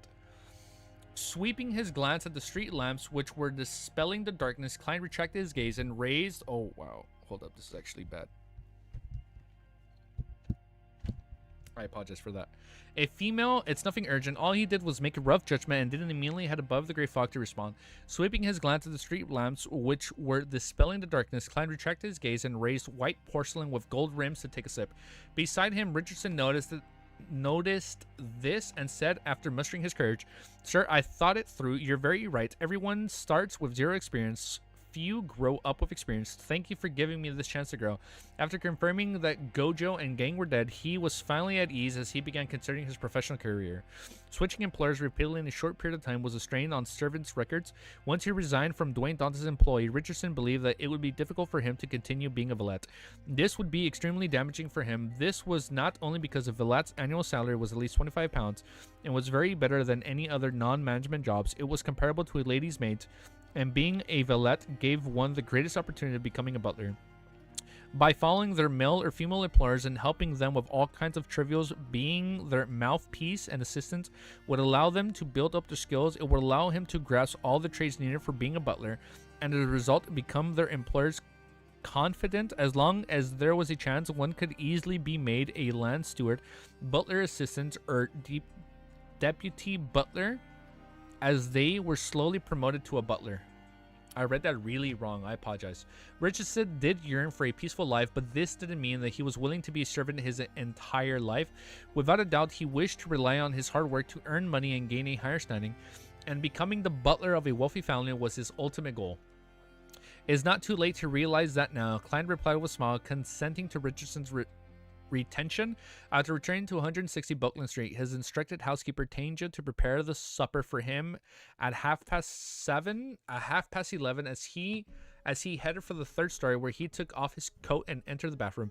At that moment, the bathtub had already been heated to appropriate temperature by a maid 5 minutes ahead of time. Klein wasn't in a rush to take his bath, and he went above the gray fog to determine who had prayed to him. Mr. X Traveler, Miss Magician, is rather efficient. Without realizing it, she had matured quite well. Klein muttered to himself. After some serious consideration, he conjured the world German Sparrow and made this fake person pray amidst the veil of the gray fog. Give me time, location, and provide more information. Only then will I take action. Klein's idea was very simple. He found a traveler's powers rather useful, but it was difficult for Dwayne Dantes to have a period of prolonged absence from Buckland Street, or to stay in his room all the time. It would be fine if Miss Magician could provide detailed and reliable intel, allowing him to carry out the assassination once. But if she were to get the world to slowly gather information bit by bit, there was no way he could do it. As it affected his own plans to steal the book. Soon Forrest gave a reply. I'll try to gather it as quickly as possible. As the location and timing for Mr. X's next gathering hadn't been confirmed, all she could do was patiently wait. After setting this matter, I can't believe Klein's gonna go on another assassination attempt. Oh, it's gonna be so sick, dude. Oh, first Ailman Tracy and now Mr. X. After settling this matter, and this time he's going to succeed. Just like he failed killing an admiral, he's going to succeed in killing Mr. X. Or assassinating him. After settling this matter, Klein returned to the real world, took off his clothes, and placed himself in the bathtub. The warm water enveloped him as he closed his eyes in comfort. He felt the fatigue that plagued his body and mind were being washed away bit by bit.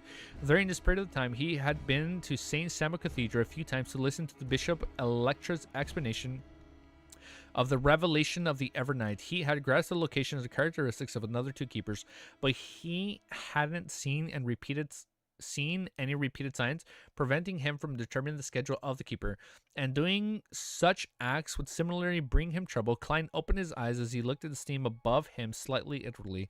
The first investigation should be coming soon. A person who often entered St. Samuel Cathedral's interior will likely be investigated by the Nighthawks, and with his origin still at unknown, such an investigation was almost necessary. If there aren't any investigations, it would be a serious case of negligence from the Nighthawks. Klein slowly exhaled. In the basement, St. Samuel Cathedral, Leonard slowly walked out of the quiet room. His green eyes had a tint of strange black water and countless illusory bubbles as they rippled, appeared, and disappeared. Not bad, you're already Soul Azure and are almost catching up to me. Standing in the corridor with Dally Simon as she congratulated him in a self-deprecating manner. She was still wearing her hooded black robe with blue eyeshadow and blush. She had quite an uncanny sense of beauty. When Leonard looked at the familiar lady, he found her bearings even colder than before. There seems to be countless shadows hidden around her and layers that went deep and felt cold. Client's always up for honey. Oh, it's gonna be so good, dude. Clearly, I'm still very far from you. With your coordination, you should be able to advance the gatekeeper, right? Leonard didn't act too casual in front of Dally. Dally speaking rather formally. This was because if he attempted to make any jokes, the ones who would eventually be left blushing in embarrassment would definitely be him instead of the lady. Gatekeeper was sequence 5 of the death pathway. I was ready 2 months ago, so why hasn't she advanced? Dally said without concealing anything, her expression slightly warped. Leonard, so there's a reason she's not doing it? Leonard roughly understood what she meant as she nodded slightly. You haven't contributed enough. Dally curled her lips immediately. That's right. Oh, she hasn't earned enough merit. It's like I'm already in bed with everything in place, only to realize that there aren't any condoms at home. Worst of all, it's late at night and most of the stores around the neighborhood have closed for the day. Damn. All right, no comment. What an amazing analogy. What an amazing analogy. Leonard didn't think it was right for him to respond and said with a smile, you can choose to handle certain cases. Wait, they don't. Oh, wait, no. Roselle did make condoms for them. Yeah. Roselle actually did create. Klein knows how to do metaphor. That is a pretty good metaphor. Without giving Dally a chance to speak, he pointed at the other end of the corridor. Captain Soyce is still waiting for me to report on my investment. Dally didn't say a word as he watched him leave. By the time his back disappeared around the corridor, this lady's expression seemed to be turned adrift as he muttered softly, Captain Soyce. In the room where Leonard's Red Gloves team was temporarily stationed and Soyce, who had just become a spirit warlock, said with delusionary subordinate, walked in as he casually threw a doister over. Very good, you've already advanced. I'll congratulate you later. First investigate this target stream. It was already late at night, but for the Night Hawks, who were mainly staffed with sleepless, it was no different from day. They even felt stronger at night. Isn't this something that local Nighthawks do? Leonard received a doister and asked in passing. She recently been swamped with cases and are lacking in manpower. This requested our help, Soyce explained without much care. Leonard didn't ask further as he looked down and flipped through the doister. The first thing that he caught sight of was a photograph, and the middle-aged gentleman on it had given him a deep impression. Dwayne Dantes, Leonard's pupils instantly constricted. He knew this man, aware that this person was an undying monster who had survived. Wait, what? Oh no, that's what they're assuming. That's what Leonard's assuming. Dwayne Dantes, Leonard's pupils instantly constricted. He knew this man, aware that this person was an undying monster who had survived since the fourth epoch, with that ancient aura. He was at least a saint or even stronger. Furthermore, he knows my secret and an old man's identity. Leonard instinctively raised his hand to rub his temples. Captain Soyce, I just advanced and my spirituality is a little out of control. Is that so? Only then did Soyce realize that he might have made a mistake. He hurriedly turned to look at another red glove and said, Albert, you do it. Albert was a man in his 30s. His hair was slightly blonde and his skin was pale. He didn't look too healthy. Leonard heaved a sigh of relief as he handed Doister over to him. At this moment, his heart suddenly skipped a beat. Would Albert suffer any negative effects if he were to enter the undying monster stream? Don't do it. No, that's not good. Oh, it's not going to be good for them. At that moment, he felt a little regretful. He believed that he should have done it himself. At the very least, he knew that the level of danger had faced him before. It wouldn't result in him provoking him. Dwayne Dantes is likely won't do anything to Albert. If he had any excessive reactions and causes anything abnormal to happen to Albert, he would immediately expose his problems to us. And with our church's strength and background situations, there's no way he could leave the city alive. That's what you think. Leonard quickly calmed down, believing that Dwayne Dantes would use a middler manner to avoid the dream investigation. He pulled over a chair and sat beside him. Albert, although he appeared like he was reading the papers without much thought, he was constantly watching him to prevent any accidents from happening. I wonder if Klein slips up by accident, and then when they entered his dream, they realize, oh, it's like, why does he have Klein's dream? 160 Buckland Street, inside the master bedroom, Klein suddenly woke up from his dream, aware that someone had come. Here we go. The investigation of the Nighthawks. As he mumbled, he surveyed the area and found himself in a half-open room. Following them, he heard knocks on the door. Come on in. Klein tried hard to make his voice sound like a dreamy murmur. The doorknob twisted as the door opened. A thinly built blonde man dressed in black trench coat walked in. It was none other than the red glove Albert. I'm a superintendent from the Backland Police Department. Albert casually showed proof of his identity and sat opposite to Klein. How may I help you, officer? Klein got into character. He knew that due to the influence of nightmare, he needed to appear normal. Albert conjured a stack of papers and began reading them softly. Dwayne Dantes, male, hails from Desi County. He repeated all the intelligence that he had been gathered and asked, is this set of information legitimate? Partially, but some of them are fake. Klein replied honestly, ooh, go get some sleep if you're tired? No, never. Will it be a big stream? I'm afraid I will not be able to stay less. No, I mean, no. Oh, for right now, no, you're good, D. No, it's okay. No, yeah, if you need sleep, it's okay. Get some sleep. No, it's okay, man. No, yeah, I do apologize. Yeah. Will it be a big stream? We're probably just stream for like close to 4 hours. The goal is 4 hours. That is the goal. The goal is 4 hours. We stream for 4 hours, but we'll see what happens.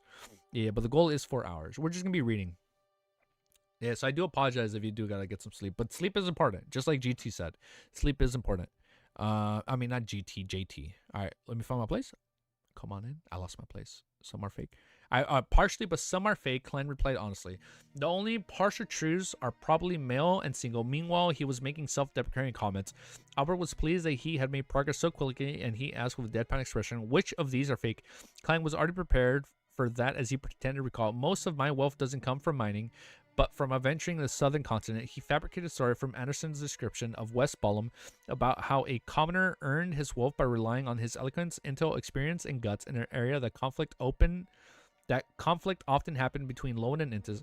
The story was just considered very detailed. It was mainly an outline. The main goal was to make the Nighthawks believe that Dwayne Dantes wasn't a Beyonder, but just an ordinary person with a sense of adventure and risk. Such stories of people getting rich were common in Lowen. Next chapter. I guess that's my name now? I said it wrong. It's not JT. It's not GT, it's JT. Why do I mix that up? What am I doing, man? 1 hour, 11 minutes, 43 seconds. Copy paste. Let me finish this. And let's keep reading. Now I update this part because I'm not going to forget. Beautiful. And we keep reading. All right, next chapter. Chapter 765 is called Monday Again. After Clang was done, Albert asked a few targeted questions according to his recount to ensure that the details matched.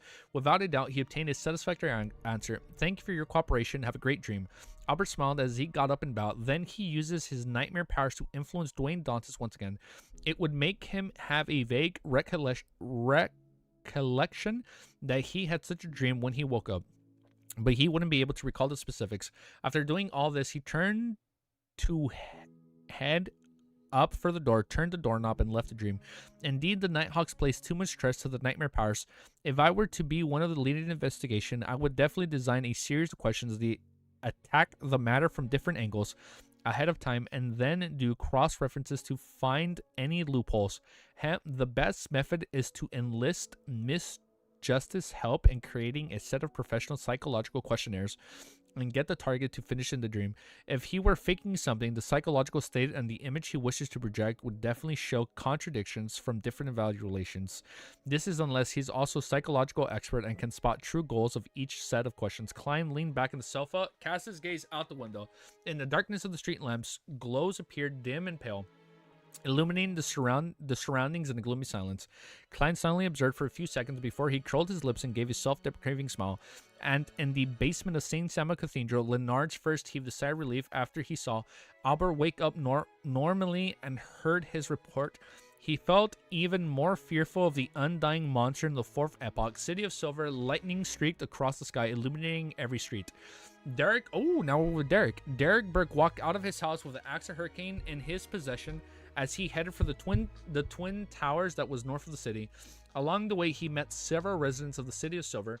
They were either busy sending their children for general education lessons or patrolling every corner in the groups. It was to prevent anyone from turning into an evil spirit after dying from an accident at home and being without any... Oh, my ears are popping. And being without a relative to end their lives. The existence of these people made the City of Silver appear lively, and from time to time, Derek could hear the laughter and cheers from little children. He couldn't help but recall the days in the afternoon town. The number of humans he met every day had numbered about 20, and most of the time they needed to stay in the garrison's buildings. Outside were monsters that lurked in the houses. Under the cloak of the darkness, there were eradicated again and again, but they would appear time and time again from unknown places. Every team member from the expedition felt a sense of helplessness towards this, as though there was no way of gaining true safety. They could never feel at ease when they needed to go all out at time. There was no chance for them to relax at all. No ordinary creature would wish to maintain such states in high stress and vigilance for prolonged periods of time. Therefore, in regards to that, the City of Silver had already developed a rotation system. It didn't take much time for the first expedition team to go for the afternoon town back to the City of Silver, but there was an unavoidable quarantine and relaxation period. It was only today that Derek had managed to adjust him to a mental state which had believed he could withstand the negative effects from advancing. He had previously reported to Chief Colin Ilya that he had attained a potion formula to notoriety, and he was allowed to use this discovery to exchange for the corresponding beyond ingredients. Feathers of a spirit-packed bird. As for the items he owed the moon, he had obtained them for patrolling afternoon town surroundings and had passed them to him with Mr. Fool's help. After advancing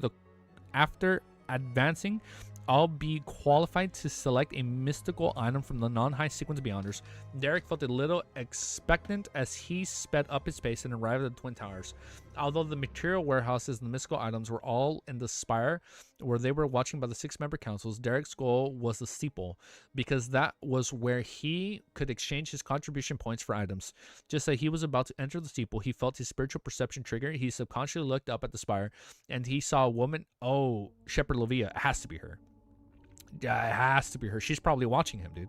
Just as he was about to enter the steeple, he felt his spiritual perception trigger. He was subconsciously looking up at the spire, and he saw a woman in black, purple patterned robe standing behind a window looking down at him. She had silver grayish hair, light gray eyes, and a beautiful face. Oh, it's her. She was none other than the one of the elder 6-member council, Shepherd Lovia. Yeah, it is called Twin Towers, right? That's trippy. No. She was... That's crazy. I remember watching that on the TV, man. I was like, whoa. I remember seeing that on the TV. I'm like, damn. That's crazy. She's not greeting me, but the person behind... Wait. I skipped a line. When their eyes met, Lovia's gaze seemed to penetrate his soul, but her expression remained the same. She even nodded slightly as though she was greeting him. She's not greeting me, but the person behind me. Suddenly, Derek came to realization this was from the experience he slowly accumulated under the guidance of the Terror Club. He nodded in response as he retracted his gaze without any signs of abnormalities. He then unhurriedly entered the stipple. At night, in a private harbor in Bayham, the Golden Dream, with its strange main cannon in the middle, docked by the side of the harbor. That was my live easy reaction. That was probably my live reaction. Yeah, watching that live, and I was too young to like comprehend what was going on, man. But it's like seeing everybody's reactions. I'm like, oh shit, this is crazy. At night, in a private harbor in Bayham, the Golden Dream, with its strange main cannon in the middle, docked to the side of the harbor. The Knits, carrier of the local specialties and the resistance, had given him as he waved at them and beaming smile. What? Wait, I just skipped this whole part. When their eyes met, Lovia's gaze seemed to penetrate his soul, but her expression remained the same. She even nodded slightly as though she was greeting him. She's not greeting me, but the person behind me. Suddenly, Derek came to realization this was from the experience he slowly accumulated under the guidance of the Terror Club. He nodded in response as he retracted his gaze without any sense of abnormality. He then unhurriedly entered the steeple. At night, in a private harbor in Bayham, the Golden Dream, with its strange main cannon in the middle, docked by the side of the harbor. The Knits carried the local specialties that the resistance had given him as he waved at them with a beaming smile while he headed up the gangway to the deck.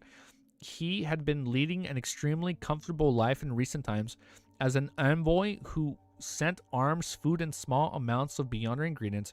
He received quite good treatment. He either ate sumptuously or enjoyed himself hunting and bragging. He was even invited to watch the ritual in which the sea gods blessed his believers. After witnessing all of this, he suddenly came to a realization. Bayham, or perhaps all the colonies, would eventually embroil themselves into an intense conflict. It was something that wouldn't ease with decades or even centuries. No, you just read that? Well, it's like... I read it, but since I was commenting on what username said, I didn't like process it. So I was reading, but I wasn't reading. So I went back to actually read it, if that makes sense. Therefore, the Knits decided to sell most of his properties in Bayham, leaving behind only one piece of property. He then found a chance to buy properties in the Intis capital tier and the Lowen capital backland, as well as extremely idealistic and peaceful villages. I can also take the opportunity to return to Elman Town and visit the old man and mob. Yes, I can buy Wellness House and then get the vineyard. The Knits waved passionately at the residents once again. He then puffed up his chest and said smugly to Flowery Bowtie Jotson, "Where's Captain? I need to report to her on the recent developments." Jotson Tiskin. Jotson was the Sea Scepter believer, right? The bald one on the wheelchair. She's obviously in the captain's cabin. Meanwhile, he lampooned inwardly. This fellow is becoming more and more arrogant after establishing ties with the German Sparrow. However, the crazy adventurer is really terrifying. He's actually managed to hunt Admiral Blood. The Ned scoffed as he walked with a proactive gait and entered the captain, where he met Vice Admiral Iceberg Edwinas, leaving behind only one piece. I see what you did there. I understood that reference. Leaving behind only one piece. I'm still waiting for the One Piece remake, man. That's gonna be crazy. I saw like the template on how the episodes are, like what they're gonna cover. It's actually kind of wild, man, if they can pull that off. Captain, I've completed the mission. Details. Edwina put down the book in her hand and she asked. The Nitz was already prepared as he gave a detailed description of what had happened recently while exgravating his importance.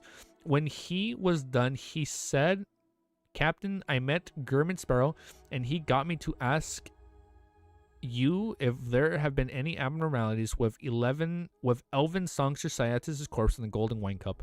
Edwina didn't answer him directly as he walked to the corner in the captain's cabin. Sitting there was a black wooden chest. The Golden Dream was setting sail for the Sonia Sea, so Sciatis and Mobet's remain. Wait. So Sciatis and Mobet's remains remain on the ship. They were stored by Edwina in a specially prepared chest. Bending one knee and Juneflecation, Edwina opened the wooden chest, allowing the interlocked remains to see the light of day.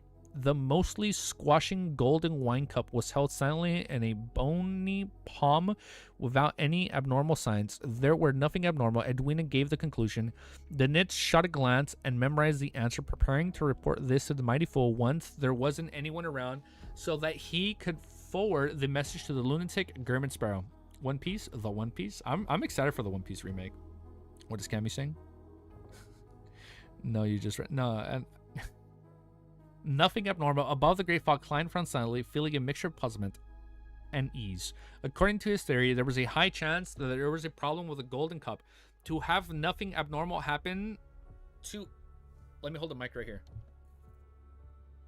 To have nothing abnormal happen to it had exceeded his expectations. However, he also liked the answer. This is because he didn't wish for Sciatis and Mobit's external slumber to be disturbed. Perhaps it needs other additional catalysts. Heh. Let's hope that never happens, Klein muttered to himself before casting his gaze onto the junk pile where Grizel Travels was. As he temporarily didn't have any intention of entering the sea of the collective subconscious, along with the recent focus of being the Antigonus family notebook, he had delayed his plans of searching for the book world a second time. Klein exhaled, retracted his gaze, and prepared for this week's tarot gathering. There in the 3 in the afternoon Backland time, dark red beams of light shot up along the two sides of the model table, materializing into different blurry figures. As usual, Audrey was in a good mood, or perhaps in a better mood than usual. This was because her brother, Hybrid Hall, had sent a telegram informing that her purchase of the Backland Bike Company 10% shares was completed for a total of oh shit, they raised it to £12,000. Furthermore, she didn't need to rush back to Backland to sign any documents. Before Hybrid set off, she had signed a letter of authorization while under the witness of the two lawyers. All she needed to do now was wait for everything to be over before signing a letter of confirmation for her brother. Audrey curled up the corners of her lips as she stood up and said with a figure sitting at the end of the bronze table for was concealing by the gray fog, "Good afternoon, Mr. Fool. May Mr. Fool bless me. I hope there will be clues to the fruits of the illusionary chime tree today." Immediately after that, she began praying in silence. After exchanging greetings and taking her seats, Katlia didn't let down Klein's expectations. Once again, she lowered her head without daring to look straight at him. See, now she's putting some respect on the fool, huh? After that last meeting, she got messed up, dude. Well, I mean, not the last one, but the last meeting. Mr. Fool, there are 3 pages of Emperor Rizzo's diary this time. Has the Queen Mystic still not found the clues to why Emperor Rizzo was assassinated? She's still providing diary pages through Ma'am Hermit.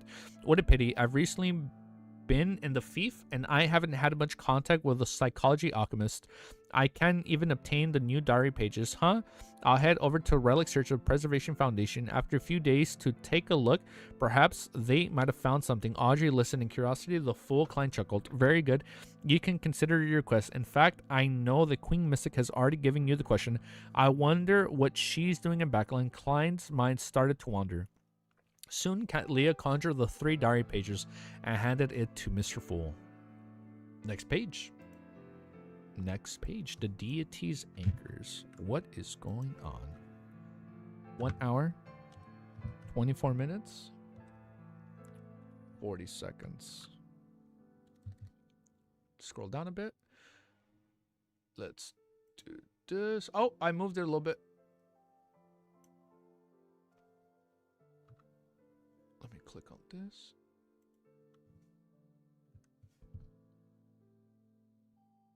Oh no, we're good.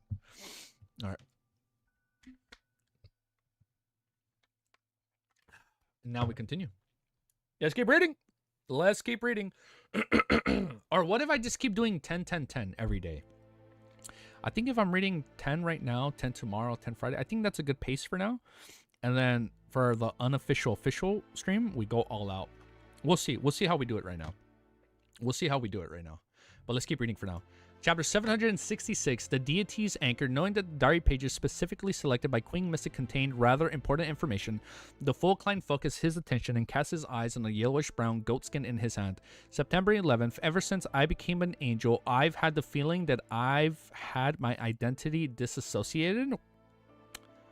In my heart, in my soul, and the depths of my mind, there's ultimately a voice urging me, influencing me, and created an uncontrollable sense of coldness, bloodthirstiness, cruelty, and craziness. Oh, so he's starting to go a little crazy. This doesn't stem from the external world or the influences from a god of the same pathway. I can clearly sense that it comes from one's genes, the collective subconscious of humanity from generation after generation. It stems from the beyonder characteristics itself and not from the remnant psychological influences. In his heart of hearts, I understood that reference. That is a deep cut Kingdom Hearts reference right there. With power comes madness. This is kind of scary. Now I'm actually scared for Klein and all the Terror Club members once they get to this point, man. This doesn't stem. Let me read this part again just so I can kind of digest it. Yes, this doesn't stem from the external world or influence from the gods of the same pathway. I can clearly sense that it comes from one's genes, the collective subconscious of humanity from generations after generation. It stems from the beyonder characteristic itself and not from the remnants of the psychological influences. It makes me have a strong desire to hunt and kill. It makes me want to devour all living beings around me with the beyonder characteristics. It requires me to spend a lot of effort to resist it. Even if I've already acted and digested the potion, it doesn't seem to improve. Until I'm number one. Oh yeah, EX finally got EXP. Wait, what does that mean? Is that what you guys were talking about earlier? The whole numbering EXP thing? So no matter what, even if he digests his potion, this still happens. Okay, let me find my place. It doesn't seem to improve. It's no wonder that Mr. Door said that rationality is temporary, but madness is eternal.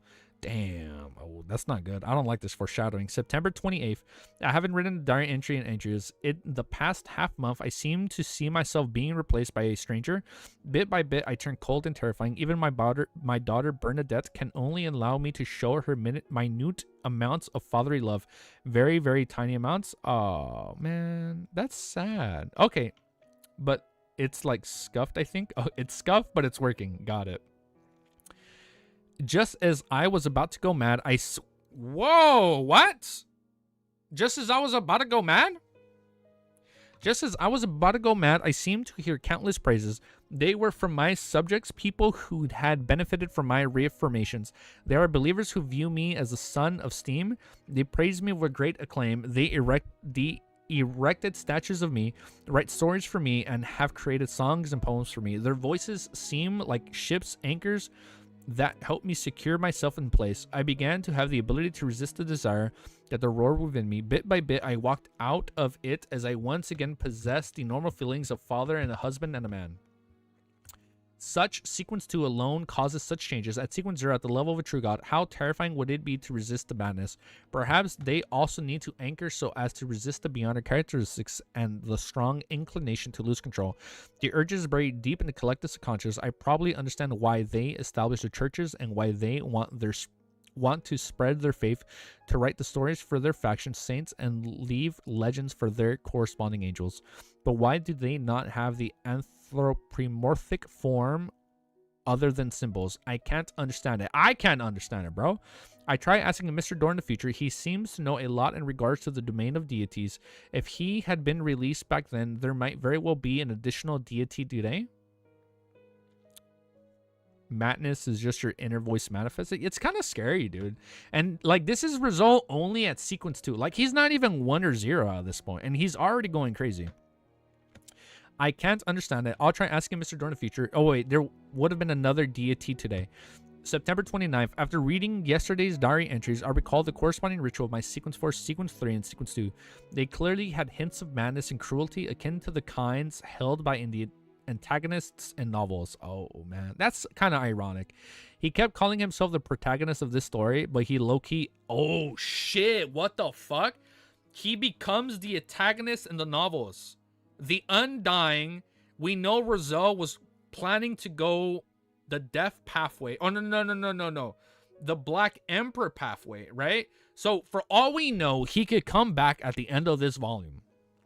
Oh, like through the Black Emperor ritual where you can like revive yourself. Ooh, and then he becomes a true antagonist. Whoa, okay, hold up. A sequence pathway might very well be a path destined to be crazy and filled with despair. And this is the only path for humans to obtain extraordinary strength. How laughable and ironic it is. We strive to save ourselves only to better destroy ourselves. The first page's content left Klein's heart heavy and repressed. The Rizal who had written those words were no longer an ordinary person, but someone who had become an angel, someone who had joined the Twilight Hermit Order, and someone who had seen the blasphemy slate. His understanding of the mysterious world and beyond characteristics far exceed him, but he was even more pessimistic than him. He seems to believe that the world's origins were innately warped, crazy, and destined for destruction. Bro, fire quote. I'm scared, man. This is sad, man. The one who called himself the protagonist was the antagonist all along. Result dropping quote after quote. Dude, I feel like maybe he's the one writing on the quill instead of well, like, what's it called when Ince loses control of writing? Maybe it's Rizal that's writing himself, man. If he's such a good writer, oh shit, what the fuck?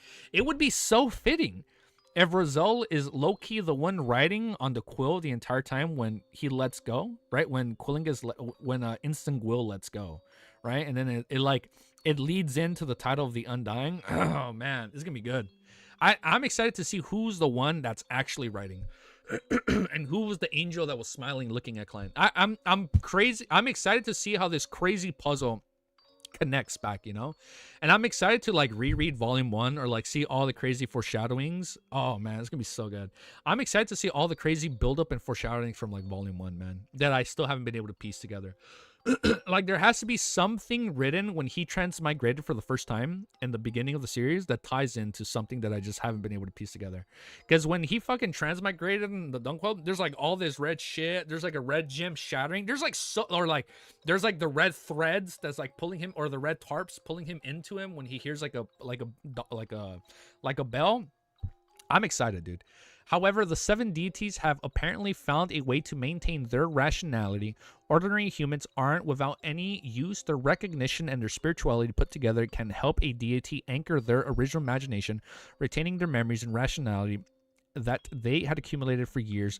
This can be inferred from Rizal's own experiences. However, why would the 7 deities abandon their anthropomorphic image and use the sacred emblems as a form of ostration?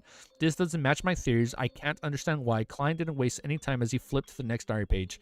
December 5th, night. Oh, wow. There was such a time gap here from September to December. December 5th, night of the blood moon, I conversed with Mr. Door. Okay, what are we going to find out? Like every time prior to this, he would always make a request to get me to help him return to the real world, but he doesn't overly insist on it. Furthermore, he would randomly answer some of my questions. It's like he is playing a game, trying hard to raise my affection towards him, but unfortunately, I'm sorry, I've already sealed off the option ahead of time. As I already knew the legends of the Kings of Angels, I mainly asked Mr. Door about the level of strength that the Kings of Angels have. Knowing the fact that I had nothing to lose by asking him the question, Mr. Door said that some of the Kings of Angels accommodated the uniqueness, while others had consumed 2 sets of Sequence 1 potions. It could also be both. The word accommodate is used in an odd manner. I had asked him about it, but Mr. Door didn't directly answer me. All he said was that if one was unable to accommodate the uniqueness, then the uniqueness was a burden instead of an aid to a Sequence 1 angel before they held the ritual and advanced to Sequence 0.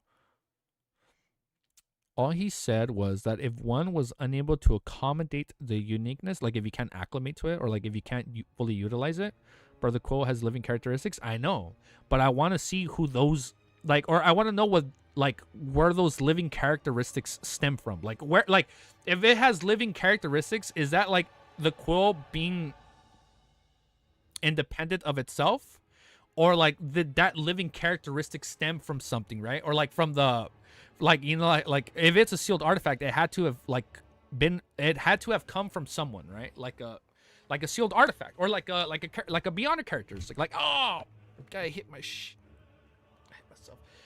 Point is, I'm excited to know more about the quill. Long story short, shit, I lost my place. It was a burden as to aid the sequence 1 angel before they held a ritual to advance the sequence 0. It's understandable. It's akin to using a grade 0 sealed artifact. The negative effects are often terrifying, and the uniqueness must definitely be even more exaggerated.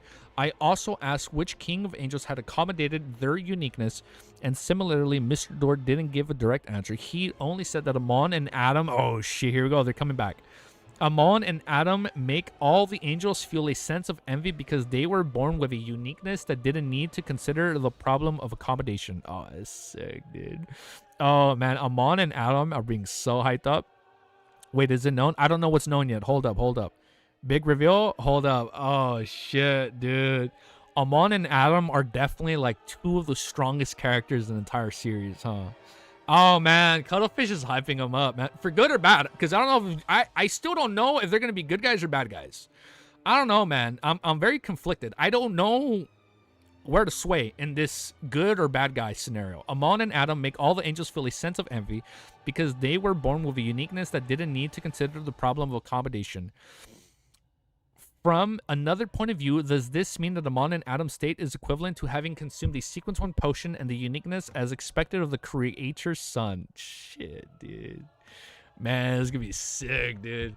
The creator, who's also known as the ancient sun god, was actually so powerful that he could pass on a uniqueness to each of his 2 sons. Whoa, we actually don't know about that.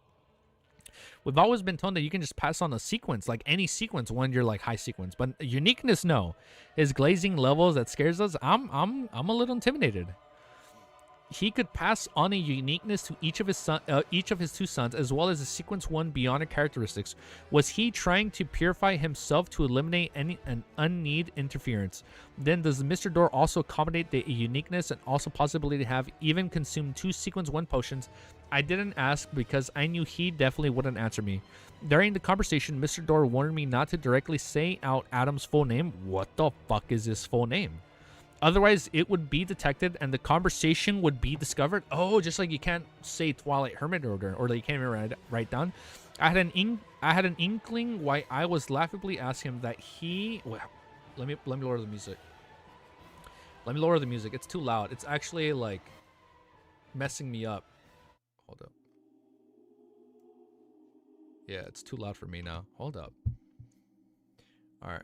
Now that we lowered the volume, I can like concentrate a little bit better.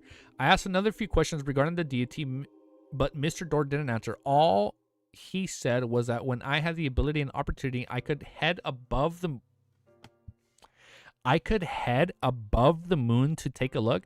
I would then understand many things. Wait. Let me reread the last part. Mr. Door said it didn't matter. This is because the Apprentice Pathway Sequence 4 is called Secrets Sorcerer. Mr. Door said as it didn't matter. This is because the Apprentice Pathway Sequence 4 is called Secrets Sorcerer. That is new. It has the meaning of maintaining secrecy, and although it's inferior to the Servant of Concealment of the Evernight Pathway... Oh, wait, what? Servant of Concealment. I forgot it was called that, if that's what Sequence 4 is. Servant of Concealment of the Evernight Pathway. It's enough for him to block any detection at his level. I asked another few questions regarding the deities, but Mr. Door didn't answer. All he said was that when I had the ability and opportunity, I could head above the moon to take a look. I would then understand many things. This is somewhat in line with something of my previous thoughts, but I'm suspecting if he is luring me there to get a chance to return to the real world. After all, his appearance each time is related to the moon. He's related to the moon? As long as Mr. Door appears, there will be plenty of information, usually concerning an entire page. His explanations of level of strength that Kings of Angels have does match my theories. The generalization meaning that the King of Angels Multiplicity refers to a quasi-deity who exceeds sequence 1 by using a variety of means, but they have yet to reach the level of a sequence 0. So they have yet to reach true God. This includes accommodating the uniqueness or consuming additional sequence 1 potions. The simplified meaning of King of Angels will point out to the creator who the city of silver worships. The 8 kings of all angels are all ruled by the ancient sun god. Of course, they must also fulfill the general definition. Thoughts rapidly flash through Klein's mind. As for Rozel's theory about the ancient sun god, he was in a strong agreement. He believed that the creator who had the city of silver worshipped had reclaimed too many authorities of the ancient god, causing him to show signs of chaos and instantly hence. He decisively gave birth to 2 sons to eliminate a portion of the waste. Wait, what? Oh, this is why Forrest goes above the gray fog during the red moon. I was just going based off Easy's reaction, LMAO. To put it simply, Amon and Adam are freebies that come from drinking potions. From the looks of it, Angel of Imagination Adam clearly possesses the uniqueness of the spectator pathway. He is likely the mysterious leader of the Twilight Hermit Order. Whoa, what, brother, chill, what? That's new knowledge. He is likely the mysterious leader of the Twilight Hermit Order. Since ancient times, he has been interfering with the direction of times in order to revive his father. I wonder if he has advanced to sequence 0, even if he hasn't. The number of angels the Twilight Hermit Order can mobilize probably exceeds my imagination. Oh, Secretary Sorcerer actually has the meaning of keeping secrets as well as the implications of concealment.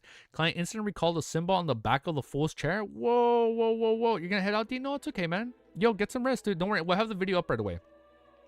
Client instantly recalled the symbol on the back of the fool's chair. It was a pupilless eye, a symbol representing secrecy, and the contorted lines that represented change. He quickly reined in his thoughts and flipped to the 3rd Thari page. November 28th, I dreamed of Grim again. Grim? He was the smartest among my subordinates, but unfortunately he died in the fog sea due to some unknown infection while exposing the Nameless Island. He didn't even leave a child behind. Back then I knew the Nameless Island hid secrets of the unimaginable danger, but due to my lack of strength, all I could do was hold back. The dream this time is likely a result of my spirituality reminding me that I could explore the island grasps in secret and contemplatively resolved Grimm's matters. November 29th, I summoned 3 subordinates, and with Benjamin Abraham's help and some searching, I finally found the Nameless Island again. I didn't directly enter, and I decided to rest for a day along its periphery. Edward said that he also often dreams of Grimm, feeling a deep sense of guilt for not having and managing to save him back then. This is not your responsibility, but my problem. This was what I said to Edwards because I'm the leader. November 30th, we ventured deep into the island. Okay, we're on the island. Existing here were beyond creatures that large sources of data claim that they have gone extinct. They gathered there without any conflict as though they were concentrating. Wait, what? Whoa. Let me back it up. Existing here were beyond creatures that large sources of data claim that they had gone extinct. They gathered there without any conflict as though they were consecrating something. This bunch of beyond creatures without any intelligence appeared to be holding some ritual. They were praying to an unknown deity. In the ritual, I saw Grimm. What? Okay, next chapter. Hold up. Let me quickly walk outside. I want to see why Ellie's barking. Ellie is barking like a mad dog right now. Let me see if she's okay. One sec. She might want food. One sec. I might have to fill up her bowl. Let me quickly check on Ellie. Give me 2 minutes. If anybody asks, BRB, let me just check on Ellie. She's barking a lot. Let me check.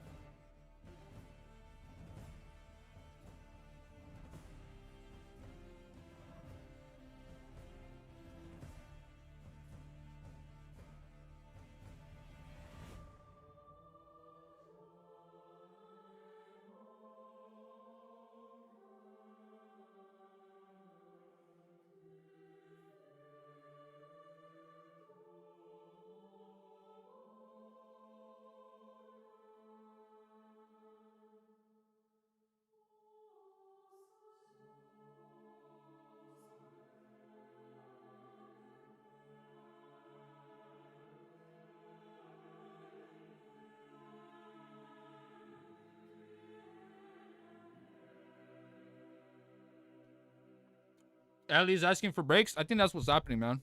No, she's okay. Why does she bark the second I sit? Oh my god! The second I sit down, she starts barking.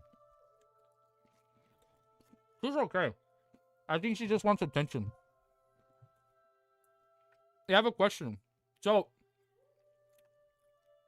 when we do our official 24-hour stream, and we do our 30-minute breaks, like every 2 hours of reading and whatnot, I'm thinking of playing Marvel Rivals. I don't know. I'm thinking about that. I don't know. Because I feel like I can play I feel like I can play a multiplayer game in bursts. So I feel like that could work. But you guys let me know. But let's keep reading. All right. 767. I think that might work. We'll see.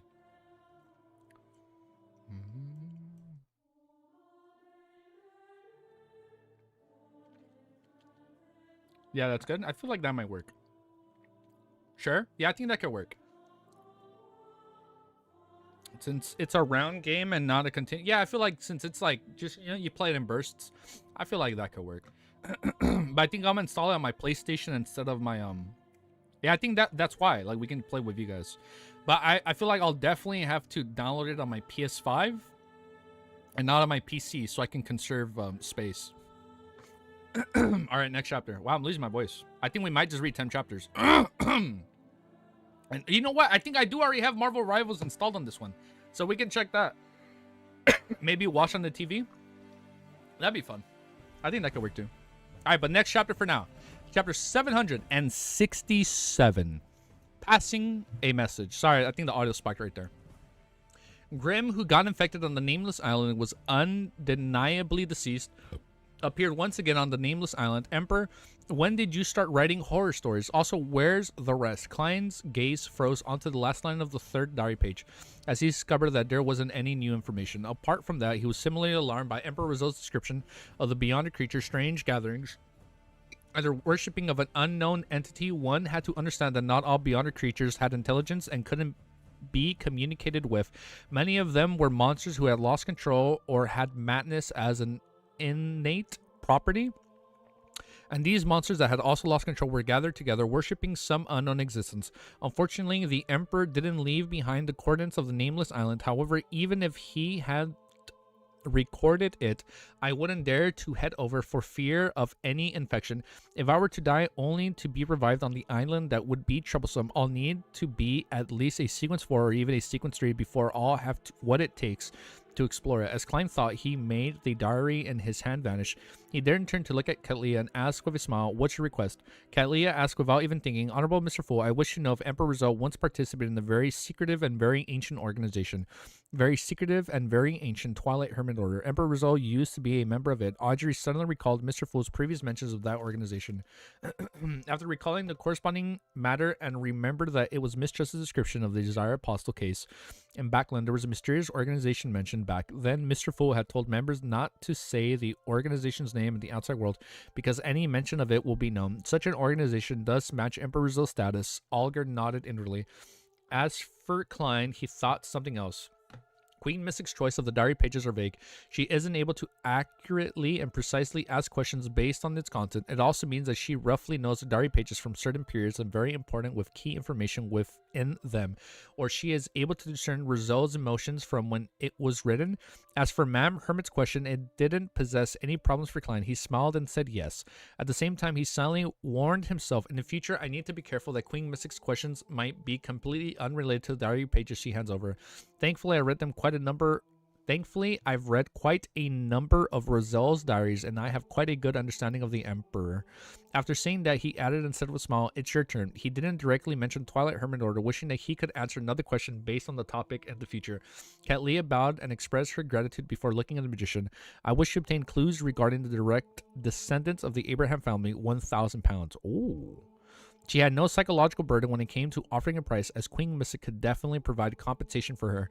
"Why did you directly look at me? She already knows that my teacher is a member of the Abraham family." Forrest was first alarmed before realizing that it was nothing surprising. This is because this matter wasn't a secret to the other members of the Terror Club apart from Ma'am Hermit. It was very normal for them to mention it after completing a transaction with her. Although 1,000 pounds was very attractive, Forrest didn't plan on selling information on her teacher, and all her life, there were only a handful of people who had been truly sincere to her. Therefore, she cherished such relationships. Good for her. After some deliberation, Forrest asked, "Why are you looking for them? If you can provide a reason, I can pass the message. As for further developments, it will depend on them. I have no say on the matters." Indeed, she might appear ordinary, but she actually conceals many secrets. She's a lady who's cautious and meticulous. Katlia signed inwardly, and she said with a nod, "That's very reasonable. I'm searching for the direct descendants of the Abraham family in hopes of obtaining information on Mr. Dorr. Pass this message to them and see if there's a chance of cooperating. Well, just for passing on my message, I'll pay you £350. If they're willing to take out the matter, I'll pay another £650. Damn, that's a lot of money." Forrest held back for a full second before answering deal. After saying that, she came to the realization that the hidden meaning behind Ma'am Hermit's words. Hidden meaning? What is it? Mr. Dorr is related to Abraham family. That's right. My bracelet came from Ma'am Olisa, and it came from the Abraham family. Yes, teacher still doesn't know that I'm aware of her. He's part of the Abraham family. That's true. He doesn't know that yet. She's still hiding that part. I can only casually mention it in my letters as someone was searching for the direct descendants of the Abraham family at a particular gathering, and that it has something to do with Mr. Dorr. I wonder what kind of reaction teacher will have. At this point, Miss Justice was happy for her friend, sensing that her friend had escaped the predicament of being broke. Forrest... She's like, she made it out. Forrest is already at sequence 7. She almost caught up to me. I have to become a hypnotist as soon as possible. As she had such thoughts, she glanced at her Tarot Club's members, wishing that she had clues to the fruits of the illusionary chime tree. Miss Jess's gaze really makes it hard to say no. Forrest lowered her head in embarrassment. This is because she had yet to obtain any clues regarding the fruit of the illusionary chime tree in circles. Not really. I was going to take like 20 minutes. Anything happened that's worth back? Not too much. I mean, we're still in the Tarot Club meeting. Miss Jess's gaze really makes it hard to say. Forrest lowered her head in embarrassment. This was because she had yet to obtain any clues regarding the fruit of the illusionary chime tree in her circles. Audrey glad Forrest made it out of the hood. She's like, I'm so proud of my friend. And you know what's crazy? Forrest still hasn't figured out that she's Audrey. That's the cool part. Audrey knows who she is, but Forrest doesn't know who she is. Sitting across from Audrey, Olga thought for 2 seconds and said, "I have clues, but it will take 2 weeks before I can obtain it." How he did have clues, as a long time ago he had discovered an illusionary chime tree when he entered the primitive island with Quillingus, but due to his lacking strength, he didn't attempt to approach it, and now he had the chance of advancing to sequence 5. He naturally didn't want to give up any opportunities for making money. After all, he still owed Admiral Stars the information of the obelisks. As for why he was mentioning it now, in a sense, it was to declare his rights. When the time came, he and the world would explore together. It was best to decide the splitting of the spoils ahead of time to prevent any conflict. Of course, when dealing with the illusionary chime tree, it was likely that German Sparrow would idly stand at the side of the trees without rendering any assistance. No problem. Audrey was delighted, and she didn't even ask for a price. She was already beginning to consider finding an excuse or a reason to directly buy it from the psychology alchemists. After returning to Buckland in June, with the transactions coming to an end due to none of the other members having any requests of the time being, Katlia repeated her search for the blood of the mythical creature, and Emblem once again mentioned that he was searching for the remains for believers of the primordial moon. Then the Tarot gathering entered the free exchange segments. Derek very naturally said, "I've already become a notary." "You don't have to tell us that." The hanged man had the urge to facepalm, but he replied with calm voice, "Although a notary will receive a massive boost in one's physical attributes, it still has more of a support role. If the notarization of power is valid, you'll have them temporarily enhanced. If the notarization is valid, the beyond powers will be forcibly dispersed. At the same time, a notary is good at creating contracts. Once a signature is provided as confirmation, even a sequence 5 cannot violate it." Like, you can't violate the contract. Even if a sequence 4 demigod tries to forcefully violate the contract, they will have to pay quite a price. As a member of the Church of Storms, it was one of the basics for him to know the strengths and the weaknesses of the Sun pathway. Therefore, Olgar carefully explained the exact situation for Little Sun. He also reminded him to select a mystical item that was good at controlling a target. If there wasn't any, it was best to select something with a powerful offensive strength. "Thank you, Mr. Hangman." Derek thanked him from the bottom of his heart. Deep down in the entire Tarot Club, he felt the greatest and most respectable person was Mr. Fool, and most impressive person to strive for was a role model with Mr. World, and the most reliable and kind person was none other than the wise Mr. Hangman. towards this, Emlyn thought, this fellow has actually caught up to me. No, I can't be surpassed by him. I need to complete the hunting competition as soon as possible to get the rewards. He contemplated for a few seconds, and after receiving Mr. Fool's permission, he conjured a thin moon puppet and resembled a wooden pole. Ladies and gentlemen, does any of you know what this is? He knew that Mr. Fool was definitely aware of the answer, but he temporarily didn't have anything he could use for an equal exchange with this mighty existence. Therefore, he could only rely on the other members of the Terry Club for any answers. Isn't this the puppet I saw at the gathering? Mr. Moon already found his target. Four similarly waited for others to give an answer out of curiosity. Cattleya carefully observed it before frowning. It's likely a moon envoy. Emlyn, rivalry with Derek is fake. I know, I love it. Now Emlyn's like, I gotta one-up him. I can't let him catch up to me. Ladies and gentlemen, does any one of you know what this is? And she said it's what? It's like, so it's not a moon puppet. It's a moon envoy? It's a beyonder item that the primordial moon believers create by using a bloody ritual that spans centuries. Oh, we know this. It spans centuries. It's said to be imbued with divine powers. Each one of them possesses an unimaginable horror. Where did you obtain it from? It's very dangerous. It's best that you hand it over to the upper echelons of the Sanguine. Emlyn changed his sitting posture and chuckled. I encountered it when hunting the primordial moon believer. She's already dead while I'm still alive. Damn, what a badass. Sun versus Moon. I love their little rivalry already. Sun versus Moon. It's like they're very polar opposites. Mr. Moon's flaunting on himself is really obvious. The Sinor spectator Audrey chuckled inwardly. Cattleya was taken aback. Without deliberately hiding anything, she asked, how did you do it? Did the upper echelons of Sanguine provide you with assistance? Emlyn gaped, somewhat at a loss for words. Only then did he realize that this topic was unsuitable for a deeper discussion. Ahem. He cleared his throat and looked towards the end of the long bronze table. I sought help from Mr. Fool. That's funny. Oh, he's number... Oh, it switches. Oh, that's cool. Oh, I almost hit stop recording. All right, 768. Oh, so okay, so it doesn't stay. It changes depending on the chatting. Oh, that's cool. Sag, you lost your place, dude. Sag, it happens, man. We win some, we lose some. That's right. You can gain it back. Let me eat a salted cracker. All right, let me eat 2 salted crackers. Wait, how? I don't know. It just happened. Yeah, it depends on how much you yap. Okay. So it's a yapping indicator. I like that. It takes forever to update. I guess that is a little scuffed. Oh, top fans. Oh, look. So you're at 250 XP. Username has 225 XP. Who is this? I don't remember this profile picture. Okay. That's cool. Yeah, 250 versus 225 XP. That's cool. All right, let's keep reading. The goal is to reach 768 and 769. And then tomorrow we resume at 780. I think that's what I'm gonna try and aim for. And what we do 10 10 10 until we get ready for our official 24-hour live stream. I think that's the goal. That way we can save our voice, especially since I just fucking got back, man. I'm still like kind of like jet lagged and whatnot. 769. Nice. Every 5 minutes or something like that. Ah, okay. Yeah, I don't know how it works, though, I'll be honest. But chapter 768 is called Conversation Between Smart People. Okay, this is gonna be a high intellectual conversation. Sought help from Mr. Fool. You can do that. Cattleya was stunned by what she heard. Having been punished and discovering that his blessed Skirman Sparrow was becoming more and more impressive, she no longer had any doubts regarding Mr. Fool's status or abilities. She even knew that when Mr. Fool pulled her in through the use of an ancient item, allowing her to escape the pursuit of knowledge, she had come to realize that he was in existence at least at the level of the hidden stage or primordial moon. However, for certain reasons, he wasn't able to interfere with the real world, making her suspect him to be an ancient god that was undergoing an awakening process. That's exactly what Alger's thinking.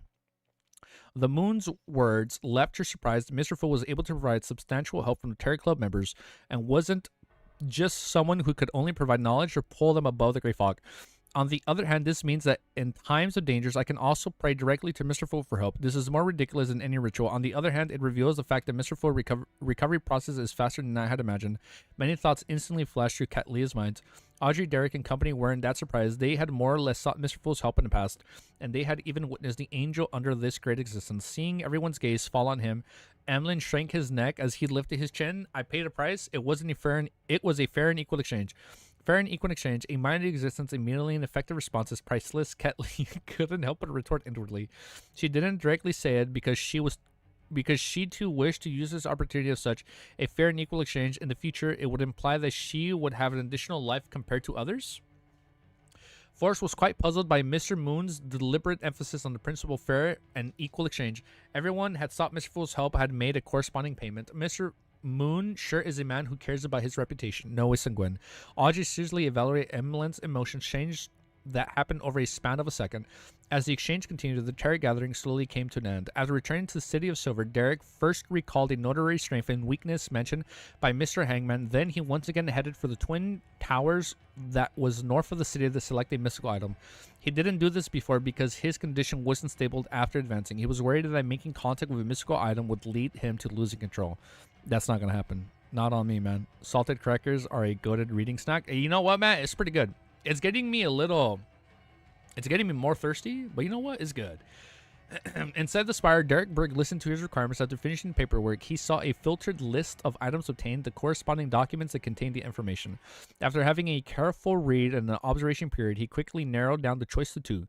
The first was Cardi's ring. It was an ancient and simple in appearance, and it was completely iron black in color. It was engraved with dark and complicated patterns. It was left behind by a resident of the city of Silver a long time ago. It could aid the wearer in a wing a target, causing them to stop.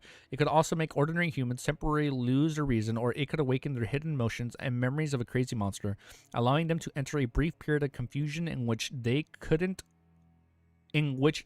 wouldn't deliver any attacks. The other item was a Thunder God's Roar. It was obtained from a city that was in ruins. It was rather heavy and resembled a sledgehammer. I feel like he goes for the sledgehammer. And then he can switch from his sword and his sledgehammer. It was dark blue in color, while silver lightning swirled around it. Holding its handle felt like holding a leg, bone, or a creature. He's going to go for the sledgehammer. It could produce sounds that left the enemy in fear and chaos while in combat, as though a thunder god had descended. Yeah, thunder god. Yeah, he's going to go for this. Thunder god had descended upon the ground, and he kept roaring. Every strike brought with a potent destructive with no lack of terrifying lightning. The negative effects of the Cardi's rings was that the wearer would unknowingly produce another self. Therefore, one needed to periodically receive a treatment from a psyche and analyst. If there were any mistreatments, then it could result in an aggravation of the problem, making it harder to treat, and eventually the two selves would enter a fight, ultimately leading to losing control. In contrast, Thunder God's Roar didn't have the many latent risks. Okay, see, that's why we go for it. It would only make the user be a little irascible bit by bit, as long as one periodically vented their emotions. There were emotions. There wouldn't be a problem. However, it also had another side effect. In a completely dark environment, the chances of being attacked by terrifying monsters from the depth of the darkness was 100%.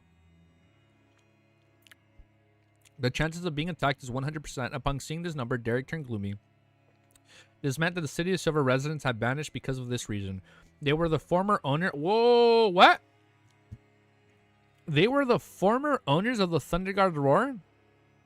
Which should I choose? Now this sounds kind of dangerous. Which should I choose? Generating another self is terrifying. Miss Justice had mentioned before that it was called dissociative identity disorder. It's not going to be good. Thunder God's Roar not only has a power that affects the enemy state, but it also has a rather powerful offensive capability. My Axe of Hurricane has been used too many times, so it will likely be damaged ahead of time. Ooh, so he's going to switch it out. I can produce light by myself, so I don't have to be worried about absolute darkness. Derek thought for a moment and pointed at the dark blue sledgehammer. I want the Thunder God Roar. Oh, that's such a badass choice. No, we're already switching back to Klein. All right, I can't complain. 160 Buckland Street. Klein walked out of his master bedroom and saw Butler Walter waiting for him with a few invitation letters in hand. Sir, there was a total of 3 invitations this week. There's an afternoon tea session on... Ooh, tea time. Tea session on Wednesday. A literary salon. I read that wrong. On Friday, and a banquet on Saturday. Damn, he's busy. And a banquet on Saturday. They were sent from. Klein listened with a warm expression before saying with a smile, tell these friendly inviters that I'll be participating. All right, sir. Walter bowed and left the third store. Seeing the figure disappear from the stairwell, Klein couldn't help but sigh inwardly. Such a funny that was such a funny emote we made, man. Thank you guys for helping me pick that out. After another week of such invitations, it will be my turn to invite my neighbors for a banquet or a ball. By repeatedly this act of inviting others and being invited, I'll really enter the circles and would be recommended by them to important figures at even higher levels. I'll be able to enter different clubs. Hence, such recommendations are definitely established as a foundation of having sufficient wealth. A person without any value wouldn't be recommended. Socializing for a high society is truly troublesome. It'll take at least another month before I'll get to make contact with the people who were slightly involved in the great smog of Backland. The church is easier as long as there's enough donations and enough poisonous. I'll be able to freely enter and exit to listen to the bishop's preaches. Of course, that's on the premise that I passed the investigation. If everything goes well, I'll be able to figure out the rotation schedule of the keepers and find a chance to go behind Channis Gate. Klein reined in his thoughts as he instructed his valet Richardson to bring his coat, hat, and cane. According to schedule, he was to head to the Royal Guard Theater to see the most popular play, The Betrayer's Ring, in recent times. Foreshadowing, this isn't solely for entertainment. It's understand the popular plays, famous music, and trending novels. Only then could he have a common topic of conversation in the various high society gatherings. Being a popular gentleman must be tiring. Let me lower the volume. Behind a 1-minute performance lies 10 years of hard work. Social gatherings such as these are really exhausting. As Klein lampooned, he allowed Richardson to help him wear a coat before he sat on the high-end 4-wheeled carriage. He headed for the Royal Garson Theater in the Westboro, where he had a luxurious box to himself, and he watched The Betrayer's Rings. It's different from television and movies. A play acting is more extravagant and impactful. Yes, this is determined by the acting environment. The story isn't bad, but why does it seem familiar? Don't tell me it's a story adapted from the Emperor Rizzo's works. Oh, it is? All right, tea time. There are likely famous play actors. The papers have mentioned them before. It's said that they're very popular like celebrities on Earth during the age of the internet. As long as I participate in the gatherings of high society, I'll definitely have the opportunity of meeting them. As Klein watched the plane, he habitually lampooned Italy. Sherwood Boron, the ticket booth of a large theater. Melissa, who finally had her turn, pushed the notes and coined through the both windows as they said, The Betrayer's Rings, 2 tickets, 3 p.m. on Sunday. After watching The Betrayer Ring, Klein sat in the carriage as he sipped a cup of black tea and received the evening papers that Richardson had purchased. He first flipped through the play critic columns and he found the comments for some professional critics. He compared their reviews to his own, and he gradually formulated a unique and profound experience. Yet, at the very least, it's enough to fool those ladies and gentlemen. After Klein finished his homework, he leisurely read the papers and was surprised to find a piece of news. The Backland Bike Company 10% shares have been sold. Further inquiries won't be entertained. It's done by pushing this piece of news. It means Mr. Isengard had already received the money. Klein was first deliberated before he frowned slightly. His gaze landed on exclaimed marks at the end. The information was indeed what he and Isengard Stanton had agreed upon ahead of time, but he found exclamation marks was rather harsh on the eyes.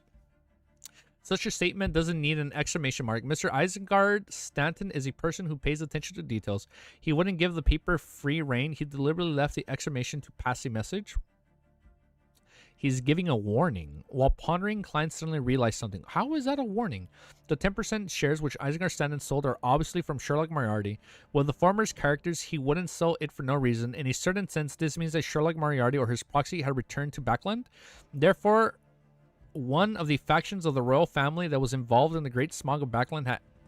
How does he piece that together? Damn, what a good detective. Therefore, one of the factions of the royal family was involved with the great smog of Backland had accurately noticed the situation and had begun monitoring Detective Isengard Stanton, hoping to capture the person who heads over to claim the cash. How should I get the money? Klein seemed to naturally read the newspapers as he began seriously considering the pertinent question. How? They are so smart in this series, man. Oh my goodness.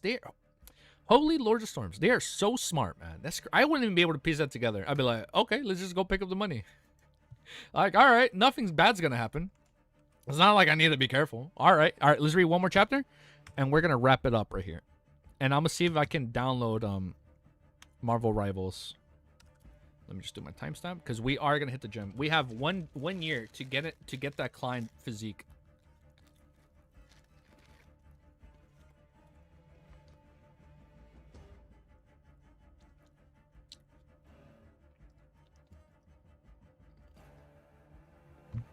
I vowed to push myself. I'm fucking over here eating salted crackers. Hold up. This month, I would show you guys pictures of myself back then, but I'd rather not. Just for privacy's sake, because, you know, my pictures probably show a little bit too much of my location and whatnot. But I was pretty chubby back then. I'm not gonna lie, I was pretty round, man. Like, I think right when COVID started, man, I passed 200 pounds. I was round. I was bubbly. My jawline disappeared, and then I locked in for like 2 years. I lost a lot of weight. I got really fit. I was gaining muscles, man. But once I started dating the missus, wow, I almost said her name. Once I started dating the missus, we got way too happy, and we stopped hitting the gym pretty quickly. I would, but I'd rather not. Yeah. But it's like, oh, man. It's just, take my word. I was pretty chubby. I was really skinny. Then I got fat. Then I got pretty muscular. And then I lost a lot of progress in the last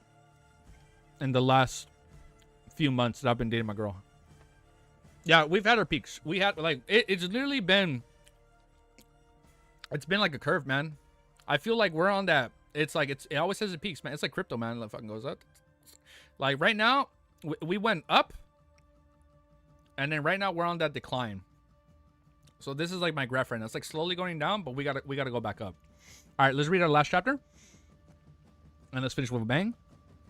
And tomorrow we read another 10 chapters. Yeah, it's a roller coaster, but we're gonna get back in shape, man. I got 1 year to pull off some crazy ass, spicy Lord of the Mystery cosplays. We're gonna plan it together. All right. We're going to plan it together. All right. Next chapter. This is going to be the last chapter for the stream before we go hit the gym and get ready, because we have 1 year to prepare for our spicy, very spicy Lord of the Mysteries cosplays 1 year from now. We're going to have, you guys are going to have to help me. We'll do like a spicy summer wear Olger one. I've seen that artwork. He's like in his summer attire. He's fucking shirtless. We're going to pull that one. We might do that one day. We'll do a clown one day. We're going to do a buff Audrey one day. And then we're going to do a clown one day. I think that's going to be 4 spicy, maybe a shirtless clown. I don't know. We got 1 year to prepare. But chapter 769, that's going to sound so random out of nowhere, because I've been pausing and recording it. Like, what? Where did that come from? But chapter 769, nice. It's called Sacrifice. Oh, shut up. It's called Sacrificing to Oneself. 10 at night, Backland was drizzling again as a thin fog produced a blurry sense of beauty amidst the street lamps. Isaac Arstanden's assistant Bowen surveyed the bottom level once before walking to the side of the oriel window and was prepared to shut the final window. At that moment, a shadow scuttered in and landed firmly on the protruding wall. It was a blue, short, furred stray cat. Ooh, it's a blue cat. Oh, come on now, man. I just landed right now, and I can't watch you. You're about to end. Oh, you just landed, Bullseye? Oh, that's crazy. I just got back yesterday. Nice, but nice from 2B Hero X. But nice. Ooh, that could work. At that moment, a shadow scuffed in the land and firmly protruding wall. It was a blue, short, furred stray cat. Bosun saw the large pair of yellow eyes looking at him as he couldn't help but chuckle. There's no food here. As detective works made him prone to revenge, and him having many secrets to hide, Isaac Arstanden's cook servants were paid by the hour.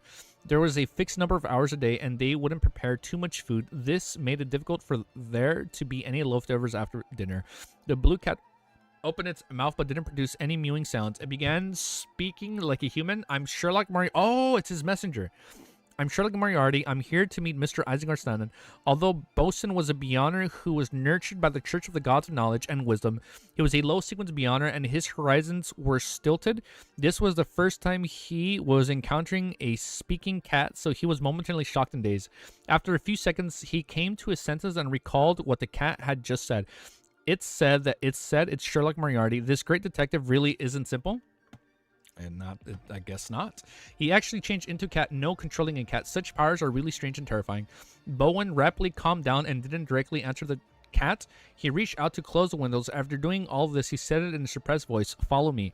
The cat immediately leaped from the platform behind the oriel window as it agilely followed behind Bosun with its tail up. It followed him all the way to the second story and watched him knock on Isengard Standen's bedroom door. Is there something Isengard, who was dressed in pajamas, was with faint lines? I'm reading that so wrong, I'm sorry. Opened the door and asked. He was just enjoying his tobacco before sleeping. Bosun cautiously pointed to the crouched blue cat beside him. Mr. Sherlock Moriarty is looking for you. Isengard, with his white sideburns and his thin face, raised his brows slightly and looked down. He took 2 steps back, allowed the blue cat to saunter into his bedroom. Return to your room and get some sleep. Wake up as per normal tomorrow. We still have a chase awaiting us. Isengard instructed Bosun as though nothing had happened. After his assistant left him, he closed the door and turned to look at the blue cat who was sitting beside the reclining chair. He chuckled. I never expected you to have such beyond powers. I was worried you would directly come over. I noticed your exclamation mark, the cat said with a smile. It had to be said that having such an expression shown on a cat's face was rather odd. I'm sorry, are we reading Elicete or what's going on here? Brother, slow down. The gap is below 200. No. Never, man. We've been touching grass for too long. It left anyone who witnessed it feel a chill run down their back. Oh, by the way, bro, bro, Wiz, you're hitting the gym. You're motivating me to take my girl to the gym with me so we can all get in shape together. Because next year at Anime Expo, I'm going to do some spicy Lord of Mysteries cosplays, all right? You guys have to spend me some, not safe for work, but on the Discord, show me some spicy Lord of the Mystery physiques that we can pull off. And I think we can do it. I think we're going to work on it. Isengard didn't react abnormally towards that as he said at his pipe, sat on a reclining chair and slowly exhaled the comfort. He said with a smile, I trust your intelligence. Thank you for your compliments. The cat politely reached out of its paws and bowed. I really feel like I'm reading Elicete. Look at that. Now the cat's speaking to Isengard. Isengard it's like we're reading it's pretty funny. It's like Klein is Caden in this situation. Isengard observed it and rubbed its pipe while smiling. You should have understood what is happening. Those people don't dare to monitor me too strictly, afraid that I would discover them and end up telling the Church of the Evernight and the Church of Steam.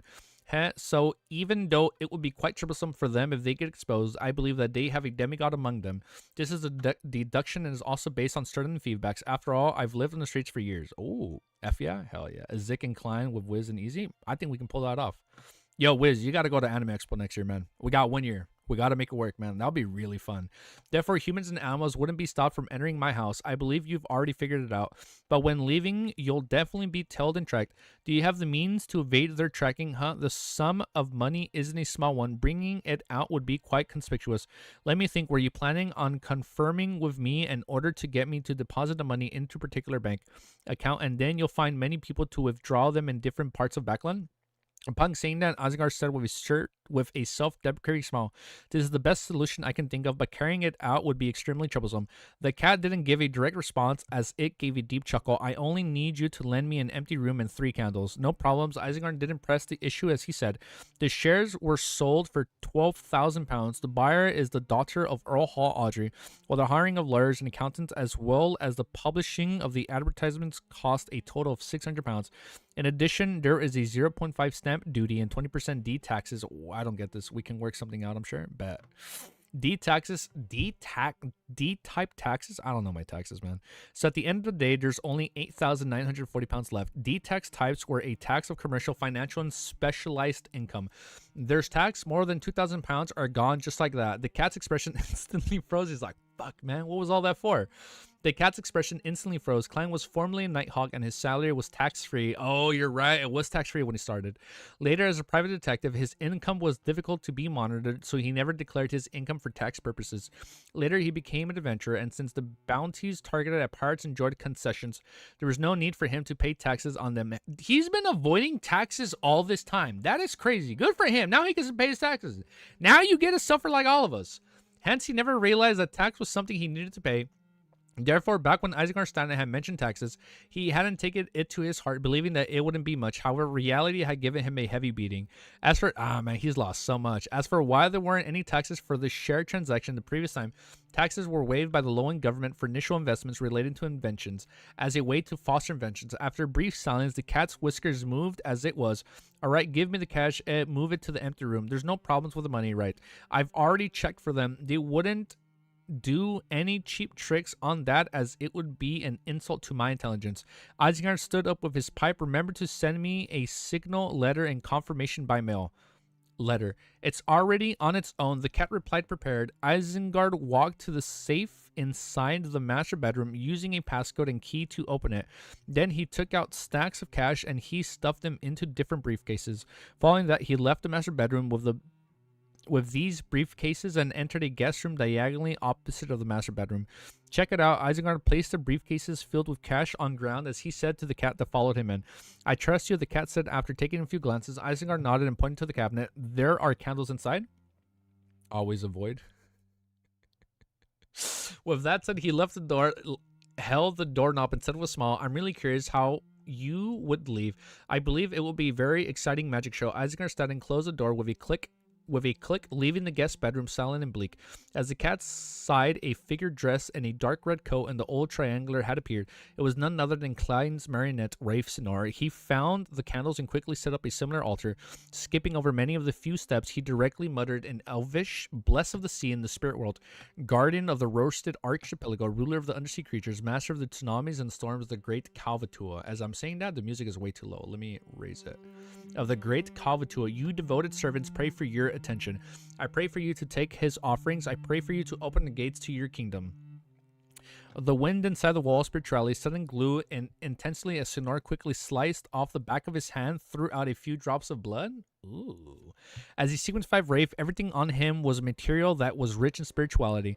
The strong wind sucked up the blood, howling as it drilled into the candle flames that symbolized sea god Kalvatua. The flames burgeoned, forming an illusory door filled with magic labels and symbols. After about 10 seconds, the door let out a heavy creak as it slowly opened. One by one, Senor lifted up the briefcase filled with money and threw them into the illusionary door. When there was almost none left, the golden coin he stored in his body flew out and landed on the altar. The Rafe's figure then disappeared, projecting onto the smooth side of the gold coin. The gold coin trembled as it flew up, hitched a ride in the briefcase ahead of it, and entered the illusionary door of the sacrifice. Silently, the mysterious door closed as 3 candlelights were restored to normal. At this moment, the blue short-furred cat seemed to recover its senses. It looked around blankly as it mewed. After a few seconds, Isengard opened the door and entered, finding all the briefcase with the cash gone. There were only 3 candles burning silently as the blue short-furred cat was warily arching its back at him. While he scrutinized the scene, a rental carriage slowly drove past on the fork on the other end of the street. On the same night, in a building inside Sherwood Borough, Shio returned home under the drizzle. As she wiped her hair with a towel, she said to Forrest, "Your letters have been mailed." Forrest tersely answered as she began to guess when her teacher would respond. At this moment, Shio put down the towel and quipped, "There's news about Mr. X gathering. It still has to be the same place on Friday night." "Great, I can tell Mr. World. I wonder how much I'll need to pay." Forrest's eyes lit up when she heard that. Before she could ask about the details, Shio added, "Mr. X also gave me a mission." Oh, what the fuck? He gave her a mission. Mr. X also gave me a mission that's said to have a handsome rewards. It is to inform him of people around them who have abnormal luck. People who have abnormal luck. Forrest muttered in puzzlement. Is this man's brain working? Who would divulge things around them at such a gathering? This will make it easy for others to discover their true identities. Who knows? Perhaps he really is a lunatic. Shio didn't answer anyone with abnormal. Shio didn't know anyone with abnormal luck, so he answered without much thought. Forrest carefully thought for a moment, but she failed to figure out the true intentions behind this mission. All she could do was throw it back on her mind. She planned on praying to Mr. Full once Shio went back to take a bath, passing the relevant information to the world Gurman Sparrow. So you know what? Wait, we finished the chapter. I'm actually getting kind of excited. So Gurman Sparrow isn't gone. We might get Klein reprise his role as Gurman Sparrow. That is so cool. Well, here, let's do overall thoughts before I forget. Let me update this. So tomorrow we will resume at 7:70. Let me just do my timestamp so I don't forget. Yo, Wiz, I don't know if you're here, but people have been chirping that you watch Formula One, right? I recently got into Formula One. I don't know if you're still watching, but dude, I fucking love it, man. I watched the F1 movie and I get it now. All of a sudden I'm a fan. So look, just so you know, I'm not streaming during that Friday to Sunday. The last Friday to Sunday of this month, I will not stream because I do, at least during the Formula One stuff, because I do want to watch it. Because I think you were trying to watch it last time when I was streaming. So I get it now. I apologize for that. But let's do overall thoughts before I forget. All right. We're going to do overall thoughts. We're going to wrap it up. We're just going to do 10 chapters. Tomorrow we're going to come back for 10 more chapters. We're going to do 10 chapters until we pass Wiz. And it's going to work. It's going to be beautiful. It's going to be legendary. I won't stream, though, during the Formula One Grand Prix because I do want to watch that. But we'll leave it there. All right. A lot happened. There's a lot of buildup. We keep talking about how strong, I was about to say Forz and Adam, what the, Amon and Adam are. We definitely have to get more revelations around those characters this arc. Gurman is probably going to come back. We're probably going to have a Mr. X fight. Damn, man, that's crazy. So we finally got Mr. X, the 22nd Oracle. We finally got another character that presumes she's the main protagonist. 20 plus streams later? No. 2 streams. No, I'm telling you, we're gonna have a unofficial, official 24-hour stream where we will do our due diligence to read as much as we possibly can, and we're gonna as much as we possibly can, and we will play some Marvel Rivals in between to like save our voice, and we're gonna have some beautiful tea, and we're gonna be drinking out of our Japanese mug that we bought at Japan. I think it's gonna be good. I think we're in for a good week of read-throughs. We've touched grass too much, but now it is time to lock in. So if you like what you guys are going to see, and if you like this video, make sure you like, comment, subscribe. We have a new Dunkwell episode to watch on Friday. I think I'm gonna do it. I think I am gonna do a double react. Setting the atmosphere. Oh, I know. We're setting the atmosphere. We're setting the mood. I should have turned on the light to set the mood back there, But it's okay. We're setting the mood. We're setting the scenery. We're probably gonna do a double react on Friday. We're gonna watch. I'll start the last week's episode 30 minutes before the new episode. I'll do it an hour before the new episode. Like knowing me, I feel like since I pause a lot, I feel like an hour is good enough. Maybe 40 minutes. We'll see. But I'm gonna leave you guys. Have a beautiful day, and I'm gonna see you guys all very soon. Okay? Peace. Later, guys. I'm gonna stop the recording. I'm gonna see you guys soon. Okay? I gotta go hit the gym. I'm gonna go eat. All right. Later.